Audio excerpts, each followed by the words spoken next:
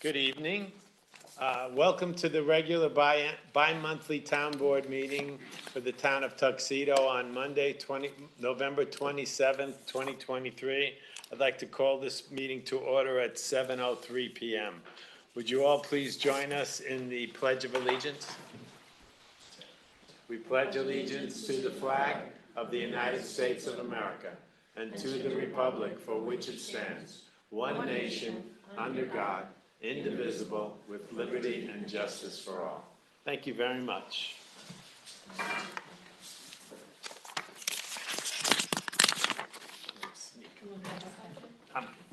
Can you get out? I can.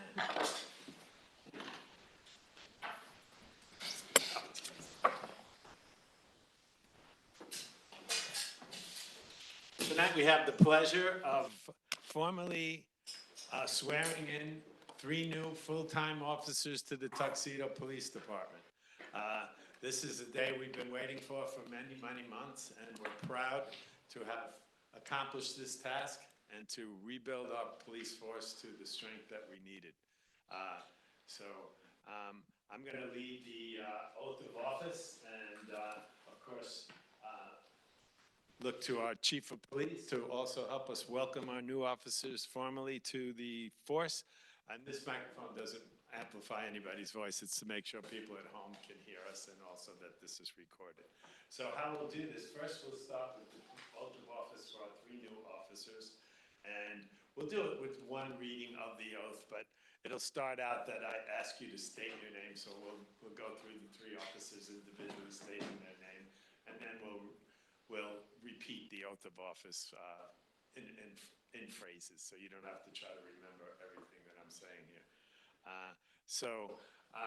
First, I'm sure our town board is absolutely delighted to formally have this happen, and you guys will have comments as soon as we finish the oath of office. So with that said, so our 3 officers, Savino Citroniti, Michael Tierney, and Colin Cooper. So first, let's begin. I, and you state my name, do solemnly swear to support the Constitution of the United States and the Constitution of the State of New York. And I will faithfully discharge the duties of police officer for the town of Tuxedo to the best of my ability. Well, gentlemen, thank you so much. That concludes the oath.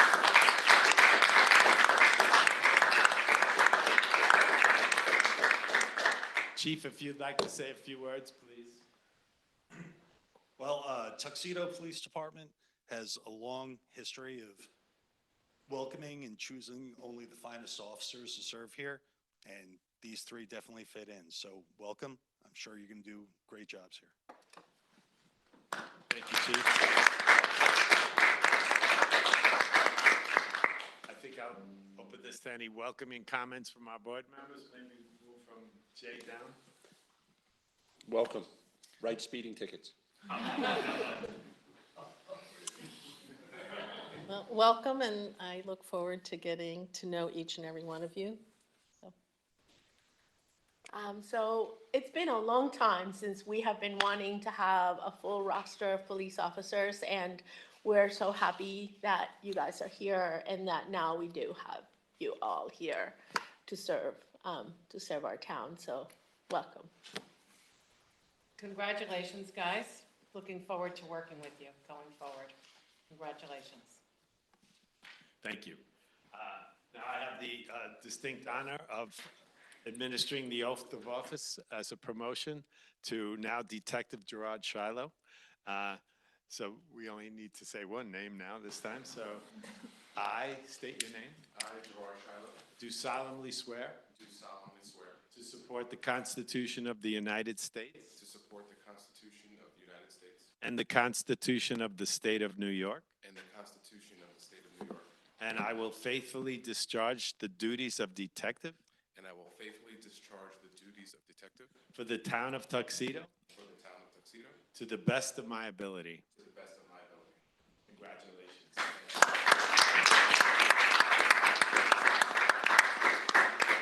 Again, keeping with the same tradition, only the finest officers.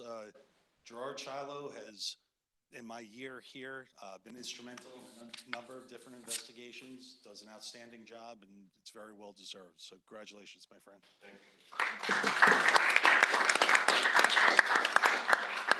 I know some family and friends have come for this. If you'd like to say a few words, please go right ahead. Thank you. You gotta give him the How microphone. about you, little guy? Actually, I have to say something about Detective Shiloh. One of my neighbors in Southfields had a baby, and her car broke down on Route 17. You probably don't even remember, this was like 4 years ago. And she was like in total panic, and she thought, oh no, I have to get, a tow truck. And it was near her house, but it was just, obviously she's a little baby, couldn't do it. And you helped her push, got some people push the car into into the garage or the driveway or whatever. And she was just like, Tuxedo Police are the best ever. Happy to say amen to that. Well, glad to see supporting officers here as well. Officer Frenzy, Officer Hall, and the chief, on behalf of the town board and the town of residents of Tuxedo, congratulations to all our new appointees and to the detective and for the great service that Tuxedo Police always perform in the line of duty. So thank you, ladies and gentlemen, and that concludes our ceremony.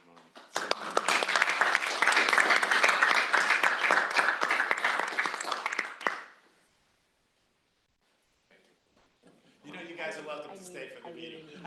Someone is gonna call me in a minute. I'm giving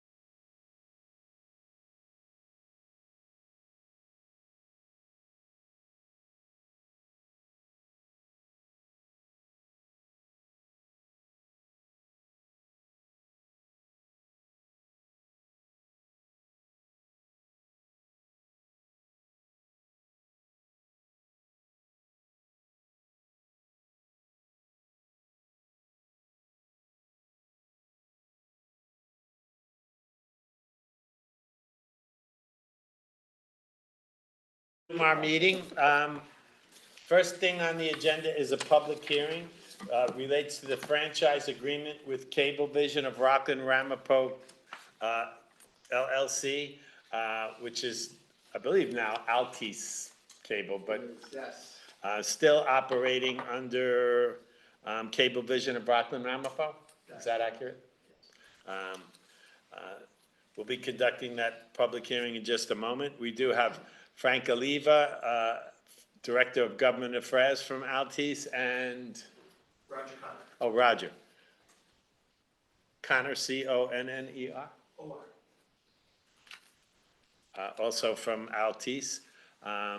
And so before we begin the public hearing, I'd just like our attorney, Amy Levine, to just tee it up for us, give us a general executive summary of what this is all about. So this agreement is, it covers the cable franchise, which is basically, it allows Cablevision to use the town's right-of-ways for its cables to provide cable service to people throughout the town for residents and businesses. Most of the agreement is regulated by state and federal law, which is pretty specific about what has to be in the agreement and, you know, what the different provisions are, what the terms can be. But we've been working for almost a year to fine tune it and get everything just right. So I think we're at a good place for the agreement. So I remember one of the issues that was of importance to here in the hamlet was the connection of Contractors Road to a high-speed cable connection. And that's been accomplished months ago, thanks to your efforts, Frank, and appreciate that. So, you know, that was something that was very important to us that has been already accomplished. And as Amy points out, a lot of what goes into these agreements is regulated by state and federal law, and of course, this agreement complies to that. So I'm going to open the public hearing. A public hearing regarding the franchise renewal agreement between the Town of Tuxedo, Orange County, State of New York, and Cablevision of Rockland Ramapo LLC was opened at, I have 7:14 p.m. Opened by me at 7:14 p.m. So I will now ask for public comment, and please, we'll begin with Jerry, but if you could state your name, Jerry, and your address and make your comment, please. Jerry Matola, 7 Southside Place, Tuxedo, New York. I'm wondering if there's a way that we can have a choice between Optimum and somebody else, or Altice, just to keep the rates going down.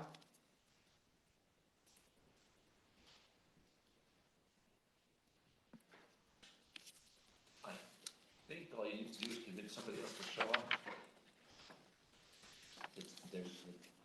Unless I'm mistaken, it's not an exclusive agreement. It is not exclusive, and federal law requires that if another cable provider, you know, comes in, that they have to be regulated on the same terms.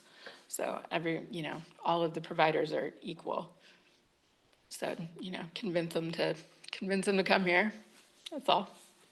We also have to convince them to lay down all of the infrastructure that will be required to be competitive. So they'd have to bring in all their own equipment, all the wires. So I'll just extend that if I may, that since it's not an exclusive agreement, it's open to other companies to, being such a small market, Tuxedo, I doubt that will happen, but it's legally possible. Any other public comment, Jerry? I'm looking to our screen because Jerry's the only one in the audience. If anyone else has a public comment, this would be the time to unmute yourself. And Hi, Ken, it's Irene. hello, Ms. Denaro, please identify yourself and your address, please. Irene Denaro, 60 Spice Bush Lane, Tuxedo Park. Please go ahead. From what I know, I think I've been told several times over the years that each cable company owns their own territory, and that's why it's kind of hard to get other people in. I know in Ulster County, it's Spectrum, and lots of Orange County residents do have Optimum. I mean, I don't know if that's true or not, but that's what I've always been told. I'll comment to that. I think the statements that were just made a moment ago, Irene, indicate that it's really a a business decision for a cable company to want to invest in stringing that cable. So I think the notion that it's an exclusive franchise agreement doesn't seem to be true. But I will, Frank Oliva is an attorney with Altice, who's been working with Amy on this renegotiated. So if you can shed further light on that, Frank, please go ahead. I think you, Supervisor, I think you hit it on the head. It's really, it is a cost factor for a lot of companies to extend what they call plant, that's what we call our wires, through the right of way. It's a very capital intensive effort to do that build, which we've done, I think, Roger, correct me if I'm wrong, twice while you were with the company. Now as a consultant, we're currently in the process of finalizing our newest fiber to the home upgrade as well. So it does take a lot of capital to do that and to extend. So like for instance with Spectrum, to extend outside, that's just a business decision for them to make. Same thing with Verizon or Comcast or any other provider that provides a similar or same service. Does that answer your question, Irene? Yes, it does, and it makes sense why they each have their own territories. I guess once you plant your flag, I mean, it kind of makes sense. Yeah, I mean, the right-of-way is open, but again, it requires a lot of investment, and especially in a small market like Tuxedo, it's, we are covered though with Altice as here, and we're looking to renew the cable franchise agreement, which is what's before the board this evening. Yeah, I don't have an issue with Optimum. It works for me. So I'm fine with it. Well, thank you. Thank you, Irene. Any further questions or public comment?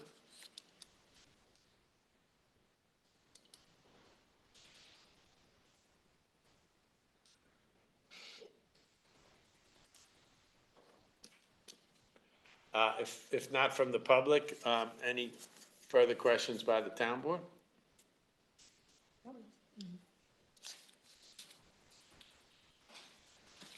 Okay, so I'll make a motion, ask for a second, that all persons desiring to be heard, having been heard, the public hearing regarding the franchise renewal agreement between the town of Tuxedo, Orange County, State of New York, and Cablevision of Rockland Ramapo LLC be closed at 7:20 p.m. Do I have a second? I'll second that. Seconded by Jay Reichcott. All in favor? Aye. So that closes the public hearing. I don't have a motion in front of me to actually move on that, but I think we can consider that later under other business. So this public hearing is closed, gentlemen. Thank you for coming out. And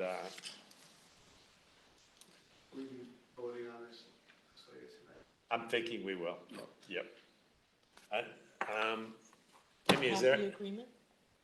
The agreement's been shared, yeah, multiple times, so. Yeah. I don't have a problem moving forward on this. Does We'll do it anybody? now. No, I don't. Okay, although I don't have a resolution in my packet, I could probably wing it. Okay, I make a motion to consider approving this cable franchise agreement after the public hearing. I'll make the motion. Do I have a second? I'll second, or Jason. I mean, I'm just making a motion to put a resolution out there, or is it, do I need to actually make a resolution right now? Is that it? You can resolve to approve it tonight or to do a resolution. Okay, then I'll make a motion to consider this resolution to consider approving the cable franchise agreement that's been shared with the board and has just gone through public comment. Do I have a second? I'll second. Second the motion, and as far as the resolution goes, It should also authorize you to execute the agreement. authorizing the supervisor to execute the agreement. So, does everybody understand what we're voting on here Yes. at this Yeah. point? Yeah. So I'll just, all in favor? Aye. Aye. Make it be known that passed You're done. unanimously. You're done. for coming. You're really done. Now you're The really, subject is now closed. thank you. Thank you. Okay, thank you, board. Okay, back to the agenda. Public comment on. We have three agenda items. We just actually considered the Altice one, so that was 4. First resolution, agenda item is to approve the purchase of Chevy Tahoes for the police department. Second agenda item, resolution to introduce local law entitled Low Income Senior Exemption and set a public hearing. And a resolution to consider a bid proposal for sewer and manhole project. Those are the 3 items on the agenda, and I'll ask for public comment on agenda items. If something comes to your head as we're through doing these items, we'll certainly do our best to entertain those questions. General public in Cyberville, any questions on, or any comment on agenda items? Okay. We'll move forward with agenda item number 1. That is, so it's not numbered, I think it's page 2 in our packet. Agenda item number 1, resolution to approve the purchase of Chevy Tahoes for police department. I'll make a motion, ask for a second, that the town board hereby approves the purchase of 2 Chevy Tahoes from Chevrolet Smithtown for a cost of up to $100,000 for the police department. Do I have a second on that? I'll second that. Seconded by Jay Reichkant. So now it's open for town board discussion. So I understand these are 2 vehicles that actually are now finally in possession of the dealer and ready to be delivered. So the price tag on these vehicles is $47,994. I think there might have been a discretion in this that it could be possibly $48,994, but the resolution reads up to $50,000 per vehicle. So these are vehicles that were delayed a very long time due to supply chain issues. They're 2 vehicles that are desperately needed by our police force, and these are the vehicles that the police force requested. So I don't have any further comment, but The only comment I'll make is that this is a purchase of the vehicles.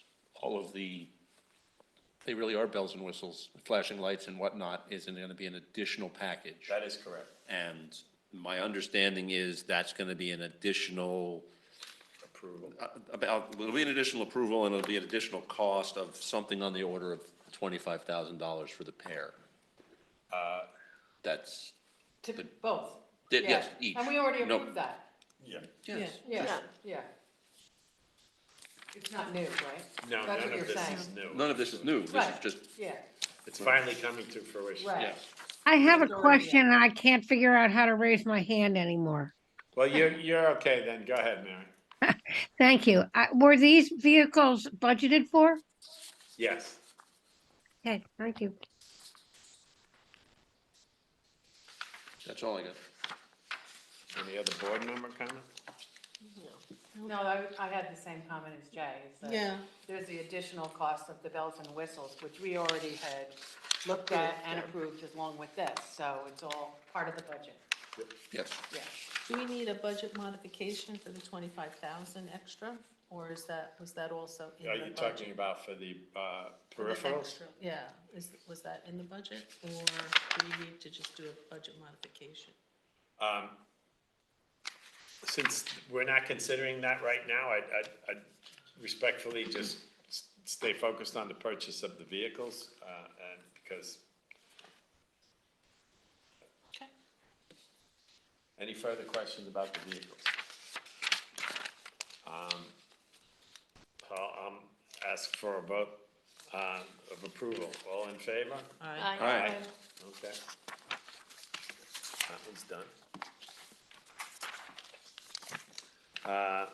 Agenda item number 2, a resolution to introduce local law entitled Low Income Senior Exemption and set a public hearing.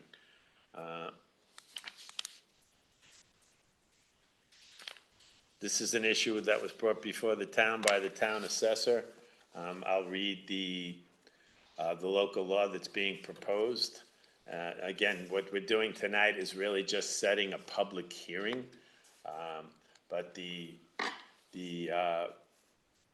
law that we're considering is rather brief, and I will read it.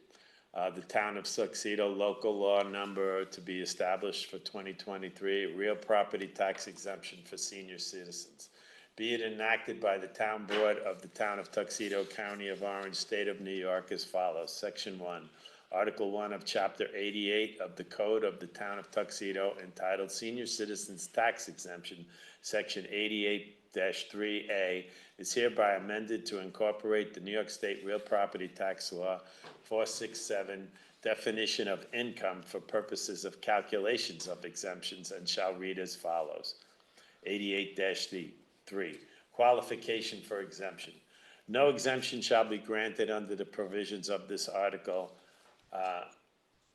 A, if the income of the owner or the combined income of the owners of the property for the income tax year immediately preceding the date of making application for exemption exceeds the sum established in the schedule contained in 88-1. Income tax year shall mean the 12-month period for which the owner or owners filed a federal personal income tax return, or if no such return is filed, the calendar year. Where a title is vested in either the husband or wife, their combined income may not exceed such sum. This is the part that's the change. Such income shall be as defined in New York State Real Property Tax Law 467. So, Amy, could you comment a little bit on that? Just for clarity, even though we're just setting the hearing tonight. I haven't gotten a chance to look into this in too much detail, but it's another, it's an additional property tax exemption for senior citizens.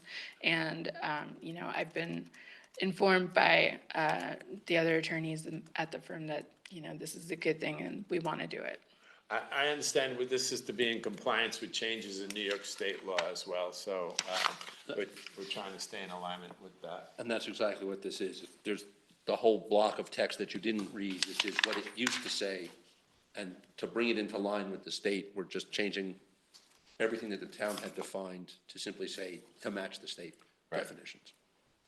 So again, I'll bring us back to the real purpose of this agenda items is to set the public hearing. So I'll read that resolution.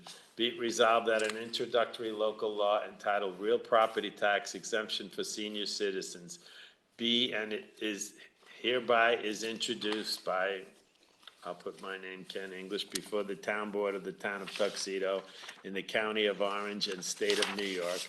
And be it further resolved that copies of the aforesaid proposed local law be laid upon the desk of each member of the board, which we've just done in this packet. And be it further resolved that the board hold a public hearing on said proposed local law at the Town Hall, 1 Temple Drive, Tuxedo, New York, at 7 p.m. on December 11th, 2023. And be it further resolved that the clerk publish or cause to be published a public notice in the official newspaper of the Town of Tuxedo of said public hearing at least 10 days prior thereto. On a motion, I will make and ask for a second. So do I have a second on that motion? I'll second. Seconded by Michelle Lindsay. And I'll just, first we need to just vote on the motion. Or do we just vote on the We're voting on setting the public hearing. That's all Okay, we're doing. setting the public hearing. Any further comment by town board members or questions? No, I mean, I looked it up and I thought it was interesting, there are like layers of, tables of like how much you're allowed to have and how much of that is, forgiven in terms of taxes. I don't have it in front of me, but I thought, Well, just to be clear, Maria, those are the questions that absolutely can be posed after the public hearing, and we'll make sure that. would this we're law be prepared. available for people to see? Melissa? Marissa's nodding her Yeah. head, absolutely. Okay. Yeah, So- because it was, it's quite a bit of information in there, so. Yeah, again, just to be clear, we're only voting on the public hearing Right. set for December 11th, so all in favor? Aye. Aye, okay.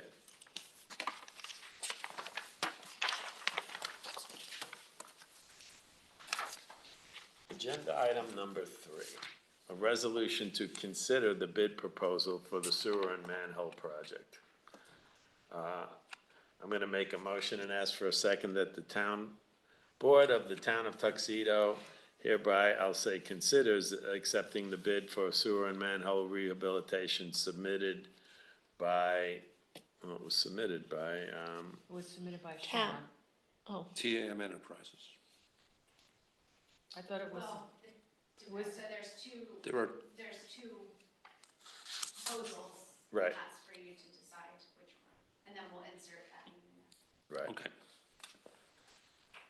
Well, we're here to consider the proposals. We have two in front of us, at least the dollar amounts, and we do have a review by our attorney and Sean Hoffman, our engineer. But this motion is to consider approving these bids, and which, if when approved, would allow the supervisor to sign the contract. So, why don't we just start out with any questions, comments, thoughts by town board members on this? You want to make the motion first, or? I'll make the motion and ask for a second. Do I have a second? I'll second that. Okay. Do we need to vote to? No, open? no, no, now Now we, we're open. now we can consider, Very now we have discussion and then we take a vote. Okay, 2 more meetings to figure this out. yeah. You wanna start some discussion? Sure. We got 2 bids. One from TAM Enterprises in the amount of $837,000 and change, almost $838, and one from Arold Construction for $1.334 million. I'm rounding off a little bit. Both are reputable companies. Both have been vetted by our engineer and our attorneys. My recommendation would be that we take the lower of the 2 bids. They're both equally qualified companies. I would point out that these actually came in, I was pleasantly surprised at the amounts that these came in at. It was less than I thought it was going to be. And especially with the TAM bid, based on my back of the envelope calculations, based on the 2022 fund balance in the sewer district fund and the monies that we collected this year, less the monies we paid out this year, and the monies that we're collecting next year, we probably have cash on hand for this entire contract. That being said, it would be prudent to consider bonding it and going after grants, because there's lots of grants for this work. yeah. But we have the money. which leads to the question, Mm-hmm. is to, how are we, I think you're right. I just want to say that I do agree with you that basically, it's nice that we have the money, but ultimately, we should have a plan on how we should apply for more grants and how we're going to source those grants and who's going to apply for those grants so that we can ensure that we're doing the best that we can to get this particular project funded. So the question is, what do you think we should do in terms, or not just you, but everybody? How do we think we should go forward with making sure that we really do get all of the information necessary to get the right grants. Because there's so many grants out there, it's very difficult to, just find out. There are specific grants for this exact stuff. I don't have, So the name would- of the agency in mind, but it is part of it's grants issued by DEC, New York State DEC. And there's another acronym that I can't remember off the top of my head. Yeah. No, So, I get that, those but we exist. need a point person who's we need to have a point person, whether that be the town engineer, then whether that be me, you. Somebody needs to be in charge of making sure that they're getting all those grants and making sure that they're actually happening, that they're being executed properly. Right. So all I'm saying is, And, great idea, we need a point person. okay, so I would say we should take that up Yeah, next. Yeah. The I first don't- step is having the signed contract so that we can actually go after the grants. The other thing that I would point out is that while, yes, we should be going after the grants, they are, ain't they? yes, Yeah. $30,000 a month is the amount of money we are flushing down the toilet by not fixing these pipes. Oh, no one's debating the urgency of the project. Yeah, no, I'm just saying that aside from just fixing it, we need to be proactive in how we're going to actually fund it. And I just want some assurance that we don't just say grants, money, without having a plan in place to actually go out and get those grants and get that money.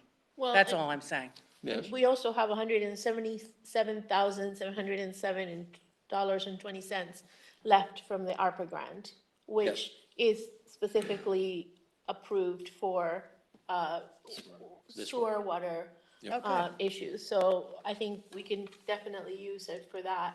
And I checked with the comptroller, and whereas a lot of times sewer issues have to be specifically paid for by that specific district. In this case, they allowed ARPA not to have to do that and to be able to, for the towns to spend the money for these particular things that they allowed, like infrastructure, so whatever, in whatever way they thought was most beneficial for the town and most needed. So I think that we definitely are, we've used it for some other parts of this project already, and it was approved, so. yes. I'd like to point out that the bids have been open, and that started a time clock of 45 days to take action for these bids to be valid. So I think, do you remember the exact date these were opened? It says March 16th. November 16th. Oh, yeah, November. November 16th. So the 45-day clock started 15 days ago. 15 days ago? I don't, Whatever. effectively. Yeah. So So are the you only- saying one that thing- we should execute the contract now? Yes, Yeah. But get to work right away on the Yeah. grants, because so many times grants are, Lag behind. you can't, not only that, but you can't get grants after you've already spent the money, right? We learned that with trucks. Also, if part of this is gonna get bonded, what's the process? Yeah, that's a long process. That's like a 6-month process. That's my point about a point person for the funding. How much is it gonna how much is it gonna cost, which we sort of know. Where is the money coming from? We've got 178,000 in ARPA. We have X amount in the sewer, budget. But somebody needs to break it down. Somebody needs to be in charge of going out and getting the money, is my point. That's all.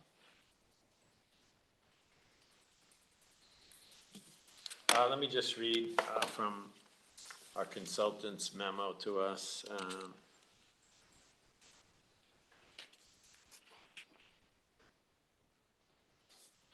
I'm going to start with TAM Enterprises Incorporated, TAM of Goshen, New York, submitted the apparent low bid.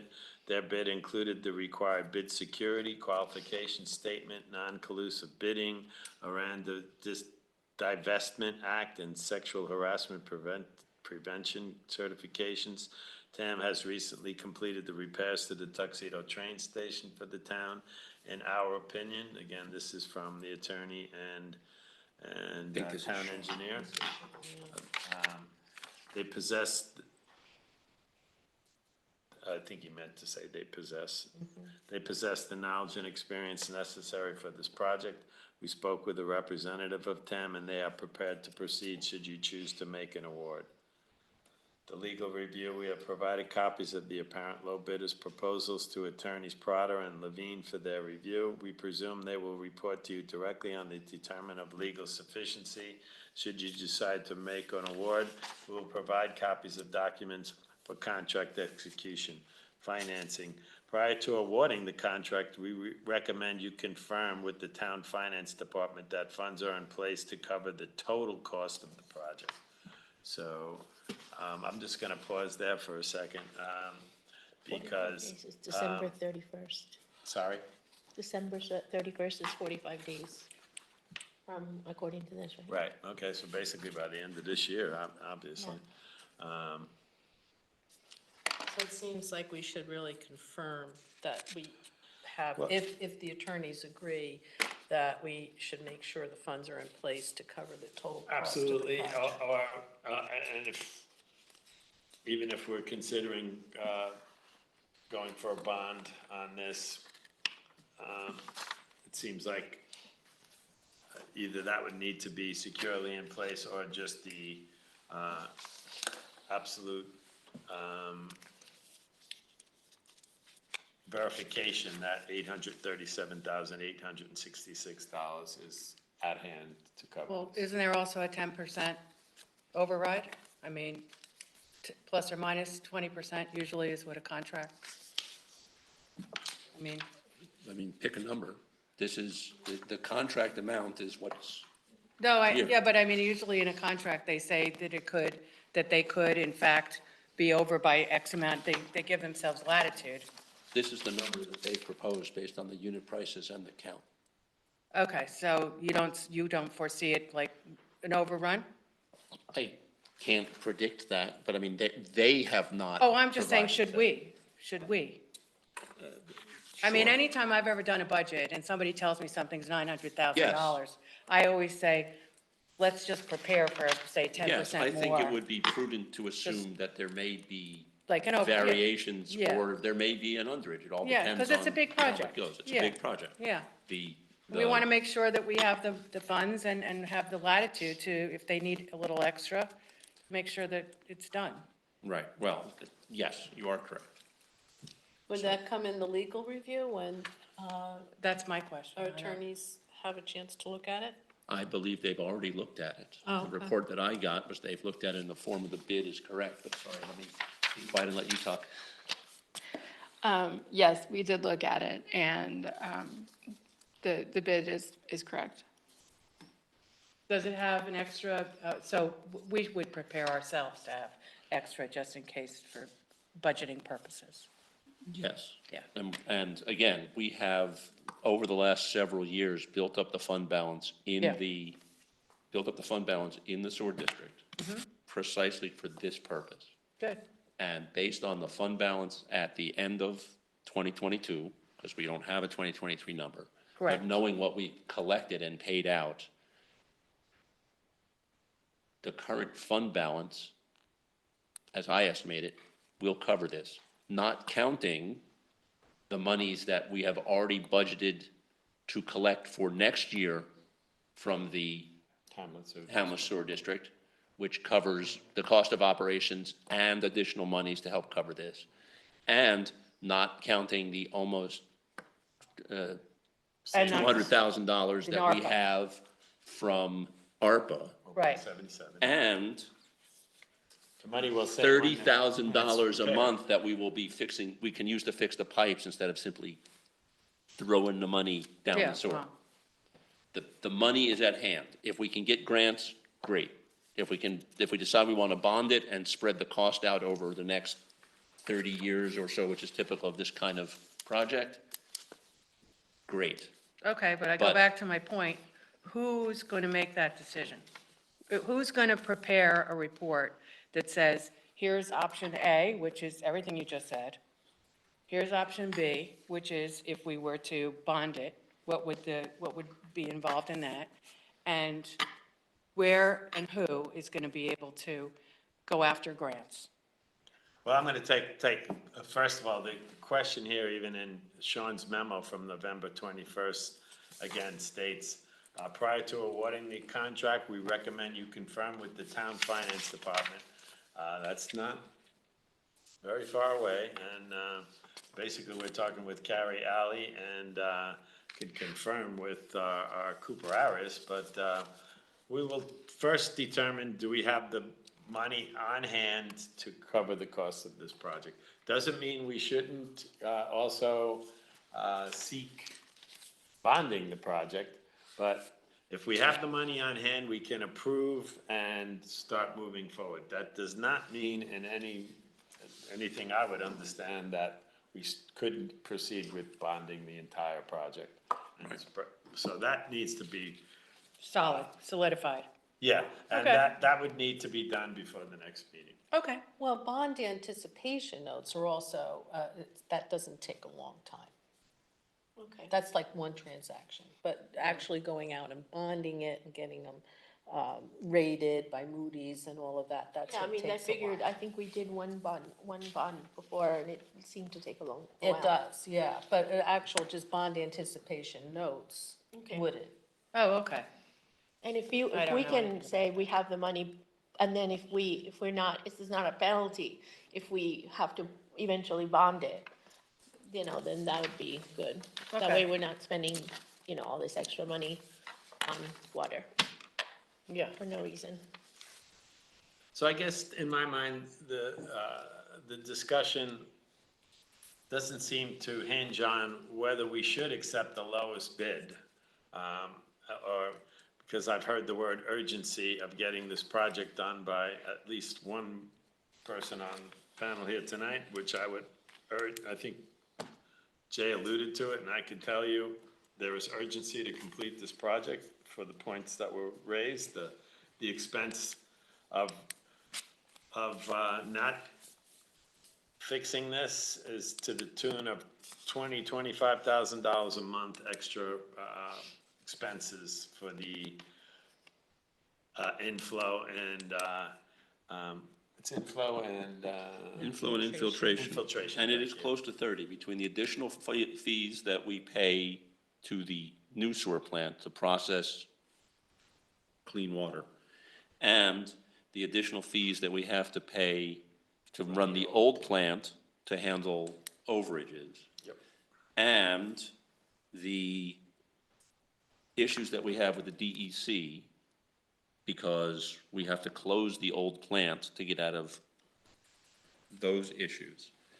And the fact that the I&I is making the new plant run less efficiently, so we are starting to rack up violations on discharge. And the fact that we have to close the old plant in order to expand the new plant for Tuxedo Farms to continue development. Oh, Or any And- yeah, business, no, right? I mean, I Okay, think we all so- realize how Yeah. important it So- is to move And forward. also TAM, we have experience with them. They did a really excellent job in the train station. I mean, it came on time, it came, within budget. And until we get this resolved, we remain under a sewer connection moratorium. Okay, so, So what I I'm would- just trying to establish here is that it's not, the outstanding question is related to the bottom line, literally, on page 5 about financing, that we just need to okay, so then firmly How about establish. pending? I would, Let me finish my Sorry. thought if I may. We need to firmly establish that in the current budget, we have $837,866 that would be a combination of the 177 and change from ARPA and the fund balance that is in the Hamlet Sewer District line. And I'll point out that this is only dealing with the Hamlet Sewer District fund balance, no other. So that's what I'm understanding is the question at hand after this, that we would have approved this had we had confirmation that that money is there. Is that everyone's understanding? Yes. Okay, that's what I just wanted to move forward with, so, so my task is to address, I think, your earlier question, Deirdre, is to ensure that with the town finance department, that we have that money, and does not mean we would still be looking for a bond anticipation note and how that leads to an actual bond, because we will be pursuing that as well. But in order to sign this contract in the 45-day limit, if we can identify that that money is there, not necessarily that that's the only way that this is going to be funded, but we can assure that we can move forward. Is that everyone's understanding? Yeah. Correct. And I would amend the resolution here to simply say that upon that determination, the supervisor can sign the contract. Okay. So, should we make that motion now, if everybody understands that? On the table. Pending. Pending the confirmation. Okay. So I'm making a motion that was seconded by Jay, that the town board of the town of Tuxedo hereby accepts the bid proposal for sewer and manhole rehabilitation submitted by TAM in the amount, TAM Enterprises Incorporated, in the amount of $837,866.30, and allows Supervisor English to sign the contract with the caveat? Proviso. I'm sorry? Proviso. Proviso that, as pointed out in Sean Hoffman's memo, that prior to awarding that contract, we confirm that with Town Finance Department that the funds are in place to cover the total cost of that project. That's the motion. Take a roll call vote. Jay Rajkot? Aye. Michelle Lindsay? Aye. Ken English, aye. Maria May? Aye. Deirdre Murphy? Aye. Okay, thank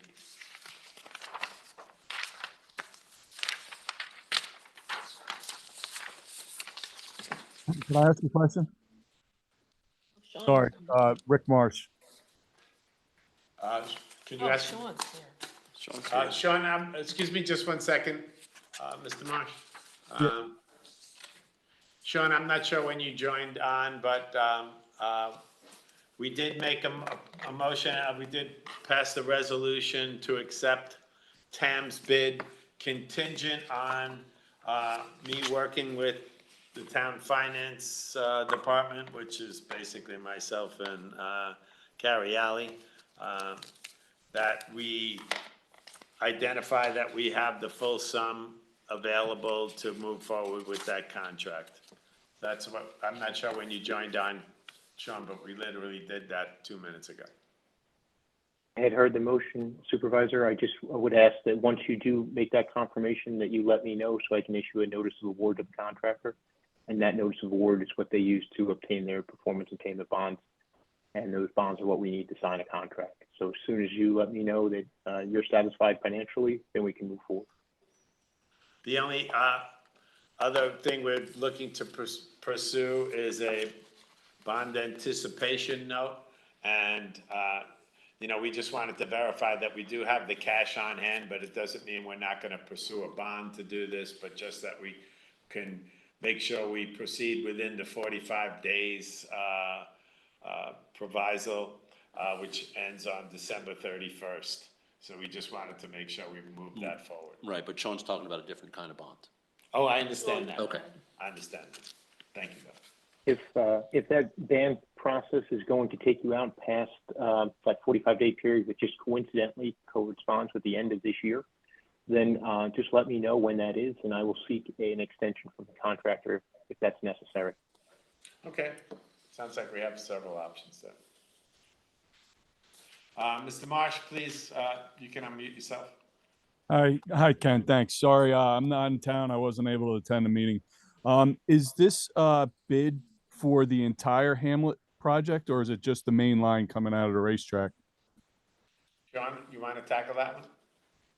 Yeah, I'd be happy to answer that. So when it was recognized in January, February that there were more flow going to the sewer plant than was anticipated, The highway department actually pulled, I believe, every single manhole in the collection system, and they did some preliminary work. We then backed that up with bringing in a contractor who performed some camera inspection works and some additional manhole inspections. The work that is covered by this particular award is a triage, if you will, of the areas that were identified as probably the worst offenders relative to contributing to the I&I problem. So this would be, I would hope, phase one, and there would be other subsequent phases. But the overarching hope is that we take care of a more percentage base of the flow than elsewhere in your system that's in better condition. But this is not just the lines coming out of Tuxedo Park. This is also Mountain No. Road and, Correct. Okay, so there will be more expenses down the road that we should be preparing for. Yes, I would, my recommendation would be for the town to consider doing a little bit every year. I have some municipalities where they, budget X amount of dollars every year, and it's just a continual cost to avoid really situations like this where you have, to move quickly to handle a lot of flow. Great. Okay. Thank you. So Sean, from that triage approach, obviously, I've been on scene on site with Rob. Rob's guys first did their own cameraing work, and then we up the capacity with the professional cameras. Rob's guys, I'm sure Rob could easily just add, every manhole was surveyed. I think Rob even repaired a few. Yes, up on Mountain Road, we repaired 2, fully repaired them, and ran about 120 feet of new line that was a major flow at the far end of Mountain Road. Now, coming down the road, we have some more flow down lower, but we haven't been working on that as of late. So Sean, with so TAM and even the other bidder, they received our reports, or they know the linear feet expected to have damage, or how were they able to bid on this? Yes, so what we had done is we prepared a table based on Rob's work and based on that other contractor's work. That other contractor that did the camera work, their name was Inliner. So again, based on Rob and Inliner's work, we prepared a table that gave a description of the work that was needed, or at least thought that is needed on each line. And then we've also included in that bid document all of the inspection reports that Inliner put together. So this bid put in by TAM is an educated, it's not just a guess. They're going off all the reports that we provided. But to Mr. Marsh's question, and it's always, until they actually go to repair some of these lines, I think Mr. Marsh also raised the issue of the line from the park under what we call the racetrack. That seems to be, from a triage standpoint, one of the areas biggest in question. And so from a triage standpoint, we're trying to deal with the biggest offenders first. And also, some of this will also be addressed from our sewer law, which also makes it clear that the inflow issue needs to be resolved from any offenders that would be violating that law. Maybe you could talk a little bit about how that impacts this as well. Sure. So when DEC performed their inspection several years ago, it was before COVID, they identified to the town that the town did not have an up-to-date sewer law. They provided us with a model law. I worked on that with Councilman Reichott, the building inspector, and also Rob. And as you know, the board went through it. They had made modifications and ultimately adopted it. So that law now gives you some authority and some teeth, that if you find somebody that has an illegal connection to your sanitary sewer system, for example, a floor drain, that you could order that to be disconnected. So that's part of mitigating this problem. It's resolving, basically, the town has the biggest responsibility for the infiltration, because those are the lines that are compromised that need to be repaired, the manholes. But also, part of this process will seal off, so to speak, any inflow issues that are illegal. Yes. My experience, though, Mr. Supervisor, is that you will see the greatest reduction in the replacement of crushed lines and the line of sanitary sewers and the rehabilitation of manholes. The flow, if you will, from floor drains and illegal connections usually is quite small on a proportional basis. Okay, so we've already voted on this. I guess we're just really. May I ask a question? Winter damage. So what Rob or Sean, either one, what happens if we have a particularly cold winter? And what happens if that water that's sitting there freezes? Is that going to cause more damage? Is that something that you are planning for? Freezes what, in the sewer line? Yes. The sewer line is gravity fed, so there's a flow, constant flow to it. Water doesn't sit in it, it flows through it. With that being 3, 4, 5, 6, 10, 12 feet underground, we don't have a freezing problem.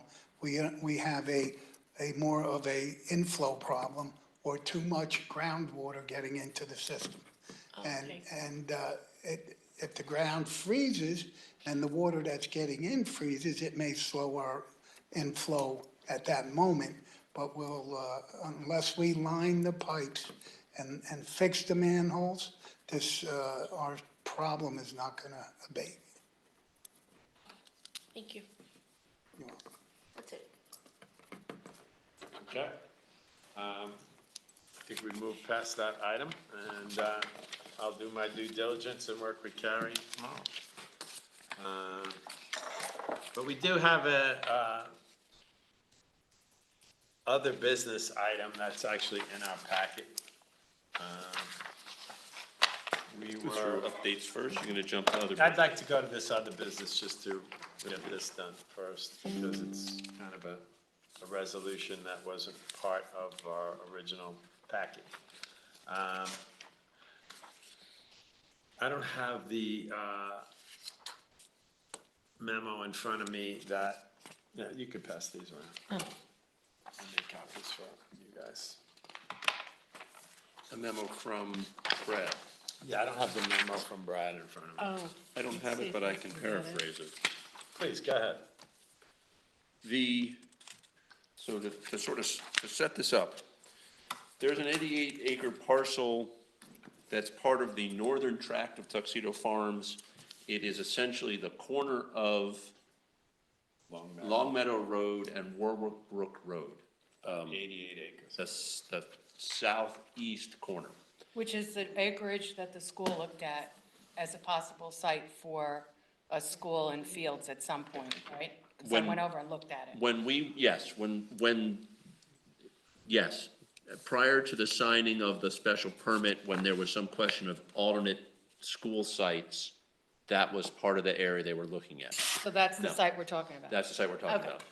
Part of that site, the part that's attractive to development, is not developable because it has SHPO, it has historic issues with graveyards and things like that. Parts of it that are less attractive but possibly attractive have got DEC issues because of rattlesnakes. And the remainder of it is Slopey and rocky. relatively undevelopable from a sensible standpoint because of slope and rock. Although I have to just interject here, I did walk that property, and the area that has the graveyard on it is very small, and there is a lot of development area to the right, so to the northern track of that 88 tracks, that could be developed for hospitality, school, things like that, my opinion, but that was also the opinion of the engineers that I talked to at the time, so. Okay.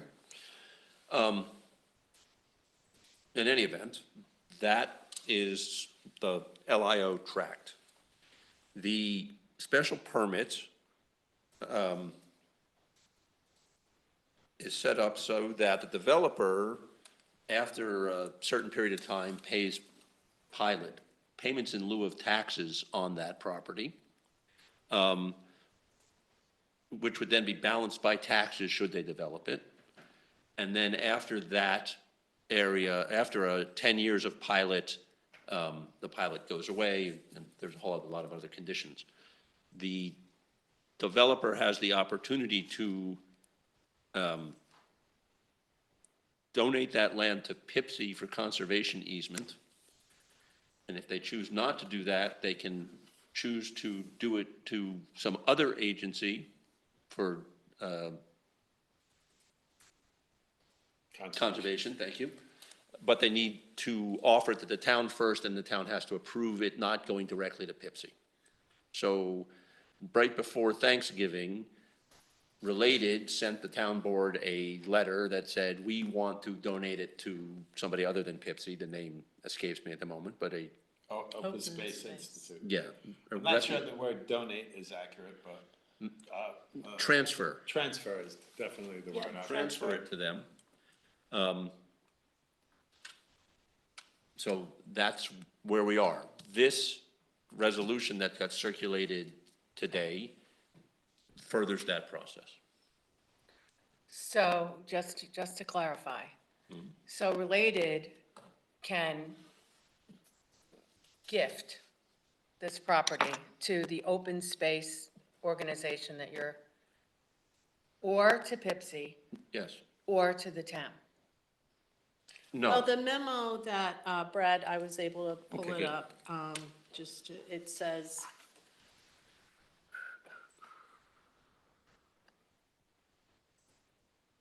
okay, under Article 20-D of the special permit, our client, or Related, is authorized to transfer the pilot property directly to Pipsy. That's what's in the special permit. Okay. However, our client cannot transfer the pilot property to a conservation agency other than Pipsy without first offering the property to the town. So if they offered it to the town, That's what, yeah. it would only be, it would only be available as open space. In other words, the town would not be able to take that 88 acres and develop a portion of it? we possibly could. Yeah. So, okay. Yes. So I'm just trying to figure out here. So in other words, so the town, if they had the 88 acres, they would be able to do whatever they wanted. Of course, in areas where they have rattlesnakes, they can't. Yes. Where areas where the terrain is problematic, they can't. Yeah. But an 88-acre property, they probably could do something that would generate a rateable, Possibly. possibly. Or they could give it to Pipsy, which would be to the benefit of the environment and to the entire properties that are owned by Pipsy in that area, And to the benefit of the town. because of the Because it tax becomes revenue rate, that the yes. town would get from Pipsy, Yes, which would still be less than if it were a rateable. yes. Or it could then also then donate it to, or gift it to open space. Transfer, okay, to open space, this organization that we don't really know much, you may know about it, but I don't. So those are the three options.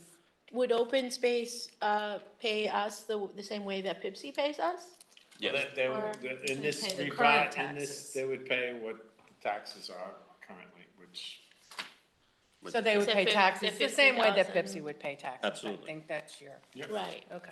Okay. Okay. So, but let So us those be are the three options. clear Yeah. that Ken is probably correct. Gifting was probably, or donating was probably misspeaking on my part. Transfer. Transferring, Transfer. which involves the exchange of monies. It does? So- Well, not necessarily, but yes, it does in this Yeah, case. because it's a fund transfer, the town Oh. receives a payment of 50,000. Okay. Well, No, in that's, addition to that, that would be, that's a voluntary contract. that's a voluntary contribution based on this agreement. I see. There, it- I don't know all the details, but Related ain't giving this land away. So they wouldn't give it to us either? No. Why would they? Well, that's believe me, 88 acres, I'd be really hard pressed to ask why anybody would give 88 acres away. Well, as part of the special permit, the town received way more than that. I mean, there's Yeah. well over 1,000 acres that were part of the northern tract, so, the town already benefited with that, Already, those kind yeah. of properties that are part of the town's, but those are held in conservation easement. Right. And, So they can't be by the Orange developed. County Land Trust. Right. And so, But there's no way that you what, could what I see convert the them to benefits of rateable. this potential transaction is, the Open Space Institute, in their agreement with Related, the intention is that property would then be subsequently transferred to the Palisades Interstate Park Commission. That would become a part of Sterling Forest permanently.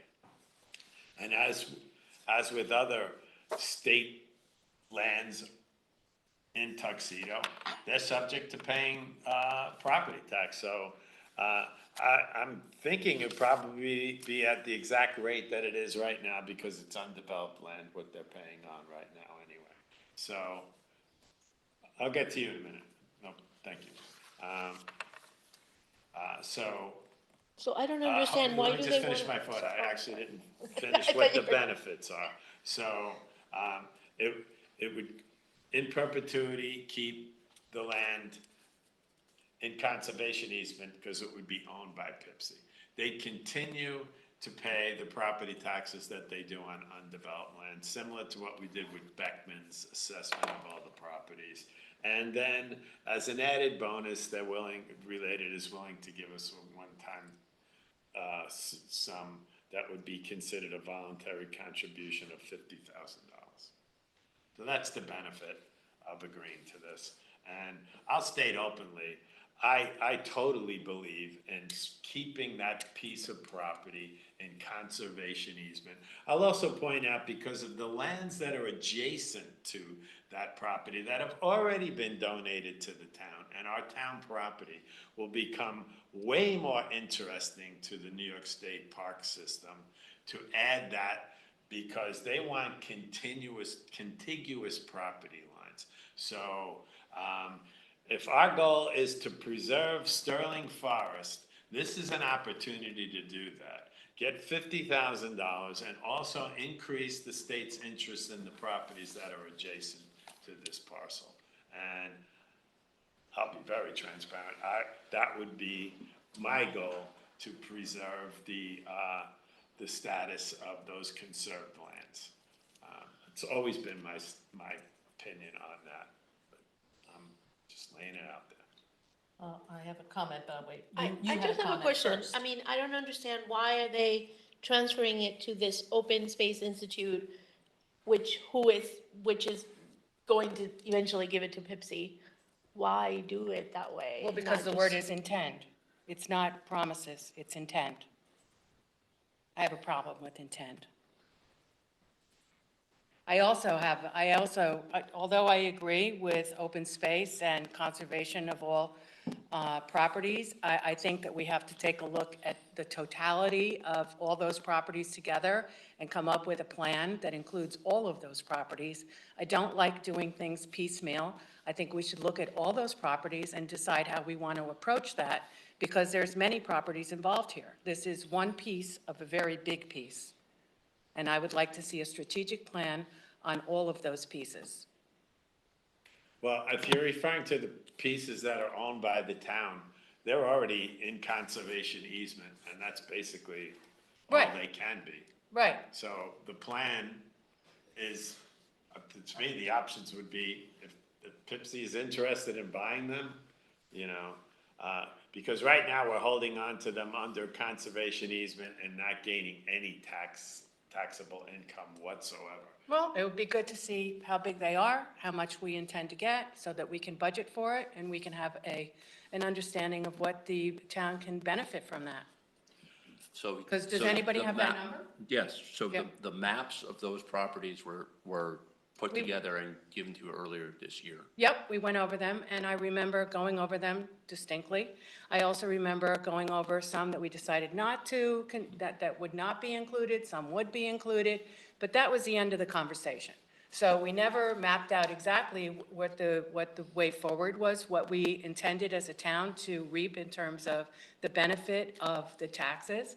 That's all I'd like to see. I'd like to see it all laid out in a plan. Well, I'd just Well, like if I to could- iterate that, Brad Schwartz, I think his name. Sorry, Brad. Whoops. Hold on. There it is. Yeah, Schwartz. Brad Schwartz, sorry, Brad, I do know your name, offered to come and be here before the town board. And obviously, we don't have Howard Trotter here as well. And so me personally, I'm not suggesting that we actually take action on this right now. I'd be saying that we could absolutely assemble questions and present them both to our attorney and to Brad, and Good. consider. Well, one thing I would like to add is that the property, the 88 acres, is zoned light industry and office. And when, back in 20 years ago, when the land where the development is now going to happen, that was zoned research office. And the way that the 88 acres even became a part of the deal was that because we're giving up the higher ratables that go along with research office, that they would establish this 88 acres as light industry office. And so that was just part of the deal. So I think the town residents really need to be brought up to speed with this. I don't think we should be voting on it without really letting the town residents know this is a big change from what was anticipated 20 years ago to the fact that that property became residential.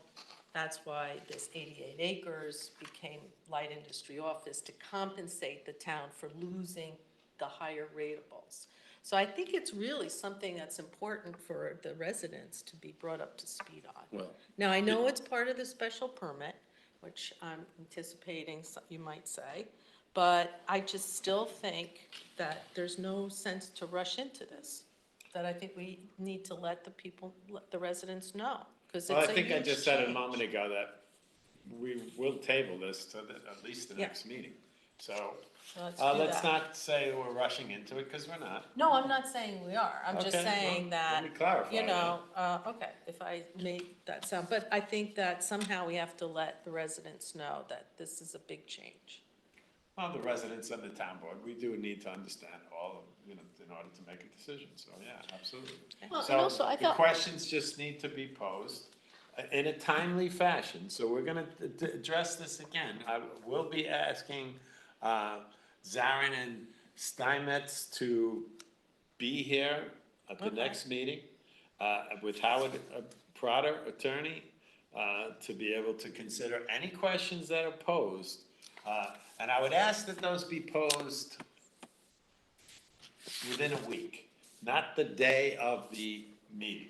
Because if you want intelligent and accurate responses, those need to be posed. Sounds like you already have questions ready to be posed, so let's just do that. Is that okay? Yeah, I'm almost wondering, and I don't know if Amy could get back to us with an answer. I mean, I know it's a clause in the special permit that was added in the last revision of the special permit. no, it wasn't. Yeah, it It was- wasn't in there it- before. Okay, well, let's So have our anyway, attorneys verify Yeah, any of it. but, you know, my question is, should we, I don't, it's not a public hearing issue, but should we have a workshop on it? I don't know, to let the public know this is a topic. Maybe it's enough that it's just on the agenda, and maybe that's Yeah, enough. before we propose a workshop, let's get our just- questions answered. Okay. so the This only is- thing that it was, we already have, this property was already talked about. It is already part of the special permit. And as part of that, they were gonna give it to the PIPSI to Pepsi, correct? They have that option. They had an option That to was give it an to option Pipsy. They had that an was option to give it to added in the Pepsi. last revision of the Right. special permit. Right. that's So the I mean, it's question not is like why- a totally new thing out of the This blue. is, No, this is no, it's all not, but- specifically in the special permit as written. They Right. could give it to Pipsy without discussing it with us. If they want to give it to a different conservancy, they need to offer it to the town, and the town has to approve it or disapprove it. Either we're going to accept it, which means we're gonna buy it, or we're gonna say, no, we don't wanna buy it, in which case we can approve the agency, the conservation agency that it goes to. Okay? So, this is all very much in line of what is already approved in the special permit. Right. I will also say, and this is a feeling, not a fact, that if this was truly developable land, they would be developing it. I don't know, have you walked it? I walked it, Yes, I have walked it. yeah. In fact, we walked it with, With a Orange couple of County developers, to Par- be yeah, honest, Orange who were County really Partnership. interested in developing it, so Well, They saw before, lots of potential there. yeah, I'm not ready to jump on, Well, let me be clear, nobody's asking anybody to make a decision this evening, so. yeah, that's good. Let's be clear about that. So, I think Dale might have a question. My question was basically the same as yours, Maria, about what the option of giving it to the open or clarifying what the difference is between the direct transfer to Pepsi or going to Open Space Institute first, and what difference that makes. well, I could say, one of the differences is the, when can Pepsi actually pull the trigger on a deal? And by it going to OSI, Related can basically transfer this property and not have to wait until Pepsi would be ready to make the deal. That makes could be a lot longer of a, and so I'm expecting in any agreement proposed to OSI that this board would be considering is to tie up the, because I also don't like the word intent, that, to be clear, that, how is that as firmly articulated in this agreement that, but ultimately that the issue of conservancy would need to be absolute. That even if it never went to Pepsi, in this agreement, OSI would continue to pay the property taxes that are required, and which would be the same obligation that Pepsi would have. And so, and also is bound to conservancy of the property, which again, makes it pretty clear that there's no benefit to OSI to hold on to this, because they, the whole purpose of OSI is to actually secure properties for transfer to the state. That seems to be their mission, is what they do. And we can have all of this spelled out for the next meeting. Right. I would suggest that everybody read this. It is available on our website. But also a couple of other minor points. You're talking about the section of The section of special permit that governs this. Right. Okay, a couple of points. First of all, we don't get to decide who Related transfers the property to. That's right. That's not completely true. We don't get to decide whether they give it directly to Pepsi or they give it to somebody else. If they choose to give it, transfer it, sell it, whatever the final arrangement is, that's not on us. Our purview is very limited. They can offer it to us, we can either accept it or not, depending on the terms. If we do not accept it, we can approve or deny the agency that they choose to give it to, again, whatever give means, but only on a very narrow set of decision criteria. Basically, is that a reasonable conservancy? The other thing I would point out is, while we don't have to do this in the next 10 or 15 minutes or even the next 10 or 15 days. A clock has started by the issuance of that memo that gives us, I believe, 60 days to make a decision. Or the decision is that, essentially the decision is whatever, we're not taking it, do what you want. So there is a clock and it is ticking. And all of these points need to be written up and submitted to both our attorney and to Brad Schwartz, so we can get answers directly. Absolutely. At the next meeting. Jerry, you have your hand up, and since you come to all of our meetings, well, I guess you're the sixth board member, so we'll be happy to hear from you. Thank you. Is there any way that if we take that parcel over, as far as Conservancy, that we can talk to Pipsy in swapping land for exit 15B? That's a very, That's a that's leverage. way beyond any answer we could It's called possibly give leverage. you. Oh, I'm just, I think what's at issue that we'll get verified is, again, in this transfer process, and there's gonna be money involved. Oh, they're not donating this to OSI, okay? And so we have, from what I understand, and this could be not 100% accurate, we would have the first right of refusal. Do we want to buy the property? And I'm sure it would be at the same price that they'd be offering it to OSI.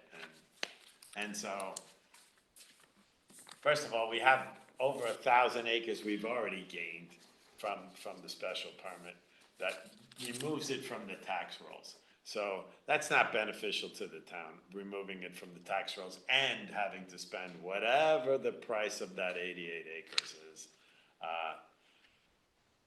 So anyway, I'm just gonna table the questions that are submitted to our attorney. And again, I'm gonna ask that those not be submitted the day of because then you're not gonna get answers to your questions. And that's not gonna be a legitimate reason in my mind to defer taking action on this.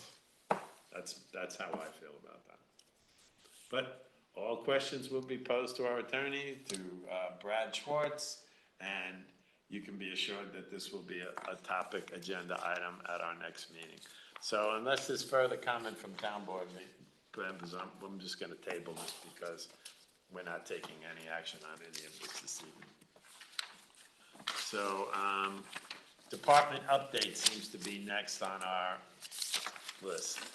And I'm gonna start with you, Marissa. I'm actually going to defer my time tonight. I don't have anything earth-shattering, so I'll Okay. pass it on to Robert Dolbach. the elders here. Well, thank you. Well, we don't have a lot going on at the moment. We are in the process of still picking up leaves. For the next 2.5 weeks, almost 3 weeks, we will still be picking up leaves. Some people have not even started their leaf process yet of getting off their property and out to the street, so. But anyway, that's our main thing right now. This week, we will be putting up the manger, the menorah, the tree, decorating the tree and getting all our holiday stuff out will be this week, because I believe the lighting is on Friday. Yeah, the first. Friday the 1st, so the tree lighting and all will be then. So that's our main projects at the moment. Thank you. Rob, I have a question that people asked me a few weeks, several people have asked me, are you going to have an electronic recycling Yes, we thing are. this year? And they said, oh, it was usually in November, and I said, I don't know. Well, it's but- usually December and January. After That's what I Christmas thought. presents Right. and you're So- tossing old. Okay, People are already starting to bring things that they shouldn't. okay. Air I know, I said, conditioners, it'll be on the website when people ask me, but I just wanted televisions. to. Televisions are a big no-no, especially the ones that would still have the back on them. The old tubes and the problem. Where do you take those? Where do we take those? No, where would a consumer take those? They would have to take them because we live in Orange County to Goshen. And Okay. they go to the landfill in Goshen where they recycle that type of stuff. Yeah. Okay. But flat screen TVs, bring them on. We can recycle those. Computers, every other thing that you think is electronic. How many people bring handful of cords that they don't match up to whatever they have anymore? I have that. Yeah, And I'm sorry, those are acceptable? sure. Oh, okay. Yeah, Yeah. anything like I have that. a whole That can be basket recycled that way, you know? Yeah. And I Anything think with last, copper wire inside is, right, I think last year we got a few $100s to the town. I think got a check for a couple $100, $300-400 at the end of it, you know? Christmas party. Well, it goes into the general fund, so Yeah, I know. it's The probably general fund, I want to Marissa's break that up. Christmas party. But that's it, that's what we got right now. thank you, Thank you. Rob. Okay, supervisor's update, I'm gonna follow Marissa's lead and pass. Town board update, go from this way across. I don't have anything else to add. Working on sewers. Okay, Michelle Lindsay? Carrie Alley asked me to explain to the board a fee that we pay every year, and I just want to, have an explanation of it right here, so I'll just read it. Please. So it's Capital Markets Advisors was the company that we used when we refinanced last year, all the bonds that we issued for Quarry Field. And we were able to get a rate of 3.25%. So that was extremely advantageous to the town. But what we have to pay every year is about $850, and what it is a continuing disclosure requirement, and Capital Markets takes care of that for us. It's under SEC ruling 15C, and what they submit is audited financial statements and an annual update report for the fiscal year. So. And that's a requirement of the It's a bond. requirement, So yeah. it's It's- just formally advising the board of that charge. Yep. And that's something every town board will need to approve for the duration of the bond, right? Correct. Which is, I forget what the term of the bond was, but. Well, you have about 25 more years, I guess. Okay, well, we'll Yeah. just have to keep reminding future boards to pay that. It's just one more check in the voucher run, I presume, right? Or is there a special Yes. approval required? No, it's not Okay. special. It's She just just asked me, since she couldn't be here tonight, since it is in the voucher explain run, what that to number- explain what it understood. was. Thank you. And today, this evening, we had Peggy Kurtz from Jewel Power, who was here to give a presentation on community choice aggregation. And what's gonna happen is she's gonna record it and we'll post it on the website. Tomorrow, I'm going to a meeting with Orange County Associations of Town and Villages for a presentation given by Orange County Planner Alan Sorensen on climate-smart communities and clean energy communities. So get any updates on those programs, which we're actively involved in and getting very close to at least getting clean energy certification. And let's see, on Thursday, we'll be talking with New York Power Authority to hear what they can offer the town as far as energy upgrades. And the purpose of having a public meeting is so that more than just 2 town board members can attend.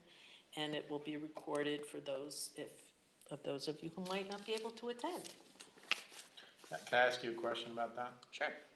A concern was discussed, I think it was at the last meeting, about having conversations with a potential vendor that might be part of a RFP solicitation. And I believe that we were guided to not pursue conversations with potential vendors. I'm not sure Well, where this fits in with yeah, advisal. it is kind of a different animal in a way, because New York Power Authority is a state agency, and they have all these services that they could provide, that there isn't a comparable, like, you wouldn't be able to go out for an RFP for a comparable. They provide design, they provide financing, they provide construction management during the whole installation process, that they, because of how they operate, they have contractors that have been vetted. You wouldn't need to go out for an RFP for the actual installer. So, you know, I just From don't know procurement how. policy, though, this would be a very expensive service, even if there's only, first of all, that would need to be determined that they are the sole source of this kind of. So I'm just wondering, you know, we received advice from council to not proceed in that fashion. I'm just not clear. Has any further communication with our attorneys indicated otherwise? Well, I did not meet with an installer because I understand that there's other installers that are out there. But if this is a state agency, and I don't know. I don't know the answer to this. Yeah, I'm just saying, yeah. it doesn't sound like we've received any subsequent advice from council that would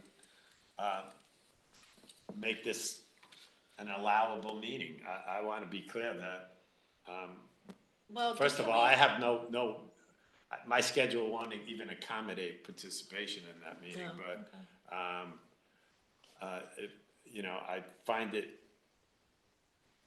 I just think without advice from council or even consulting with the rest of the board to schedule that meeting doesn't seem appropriate.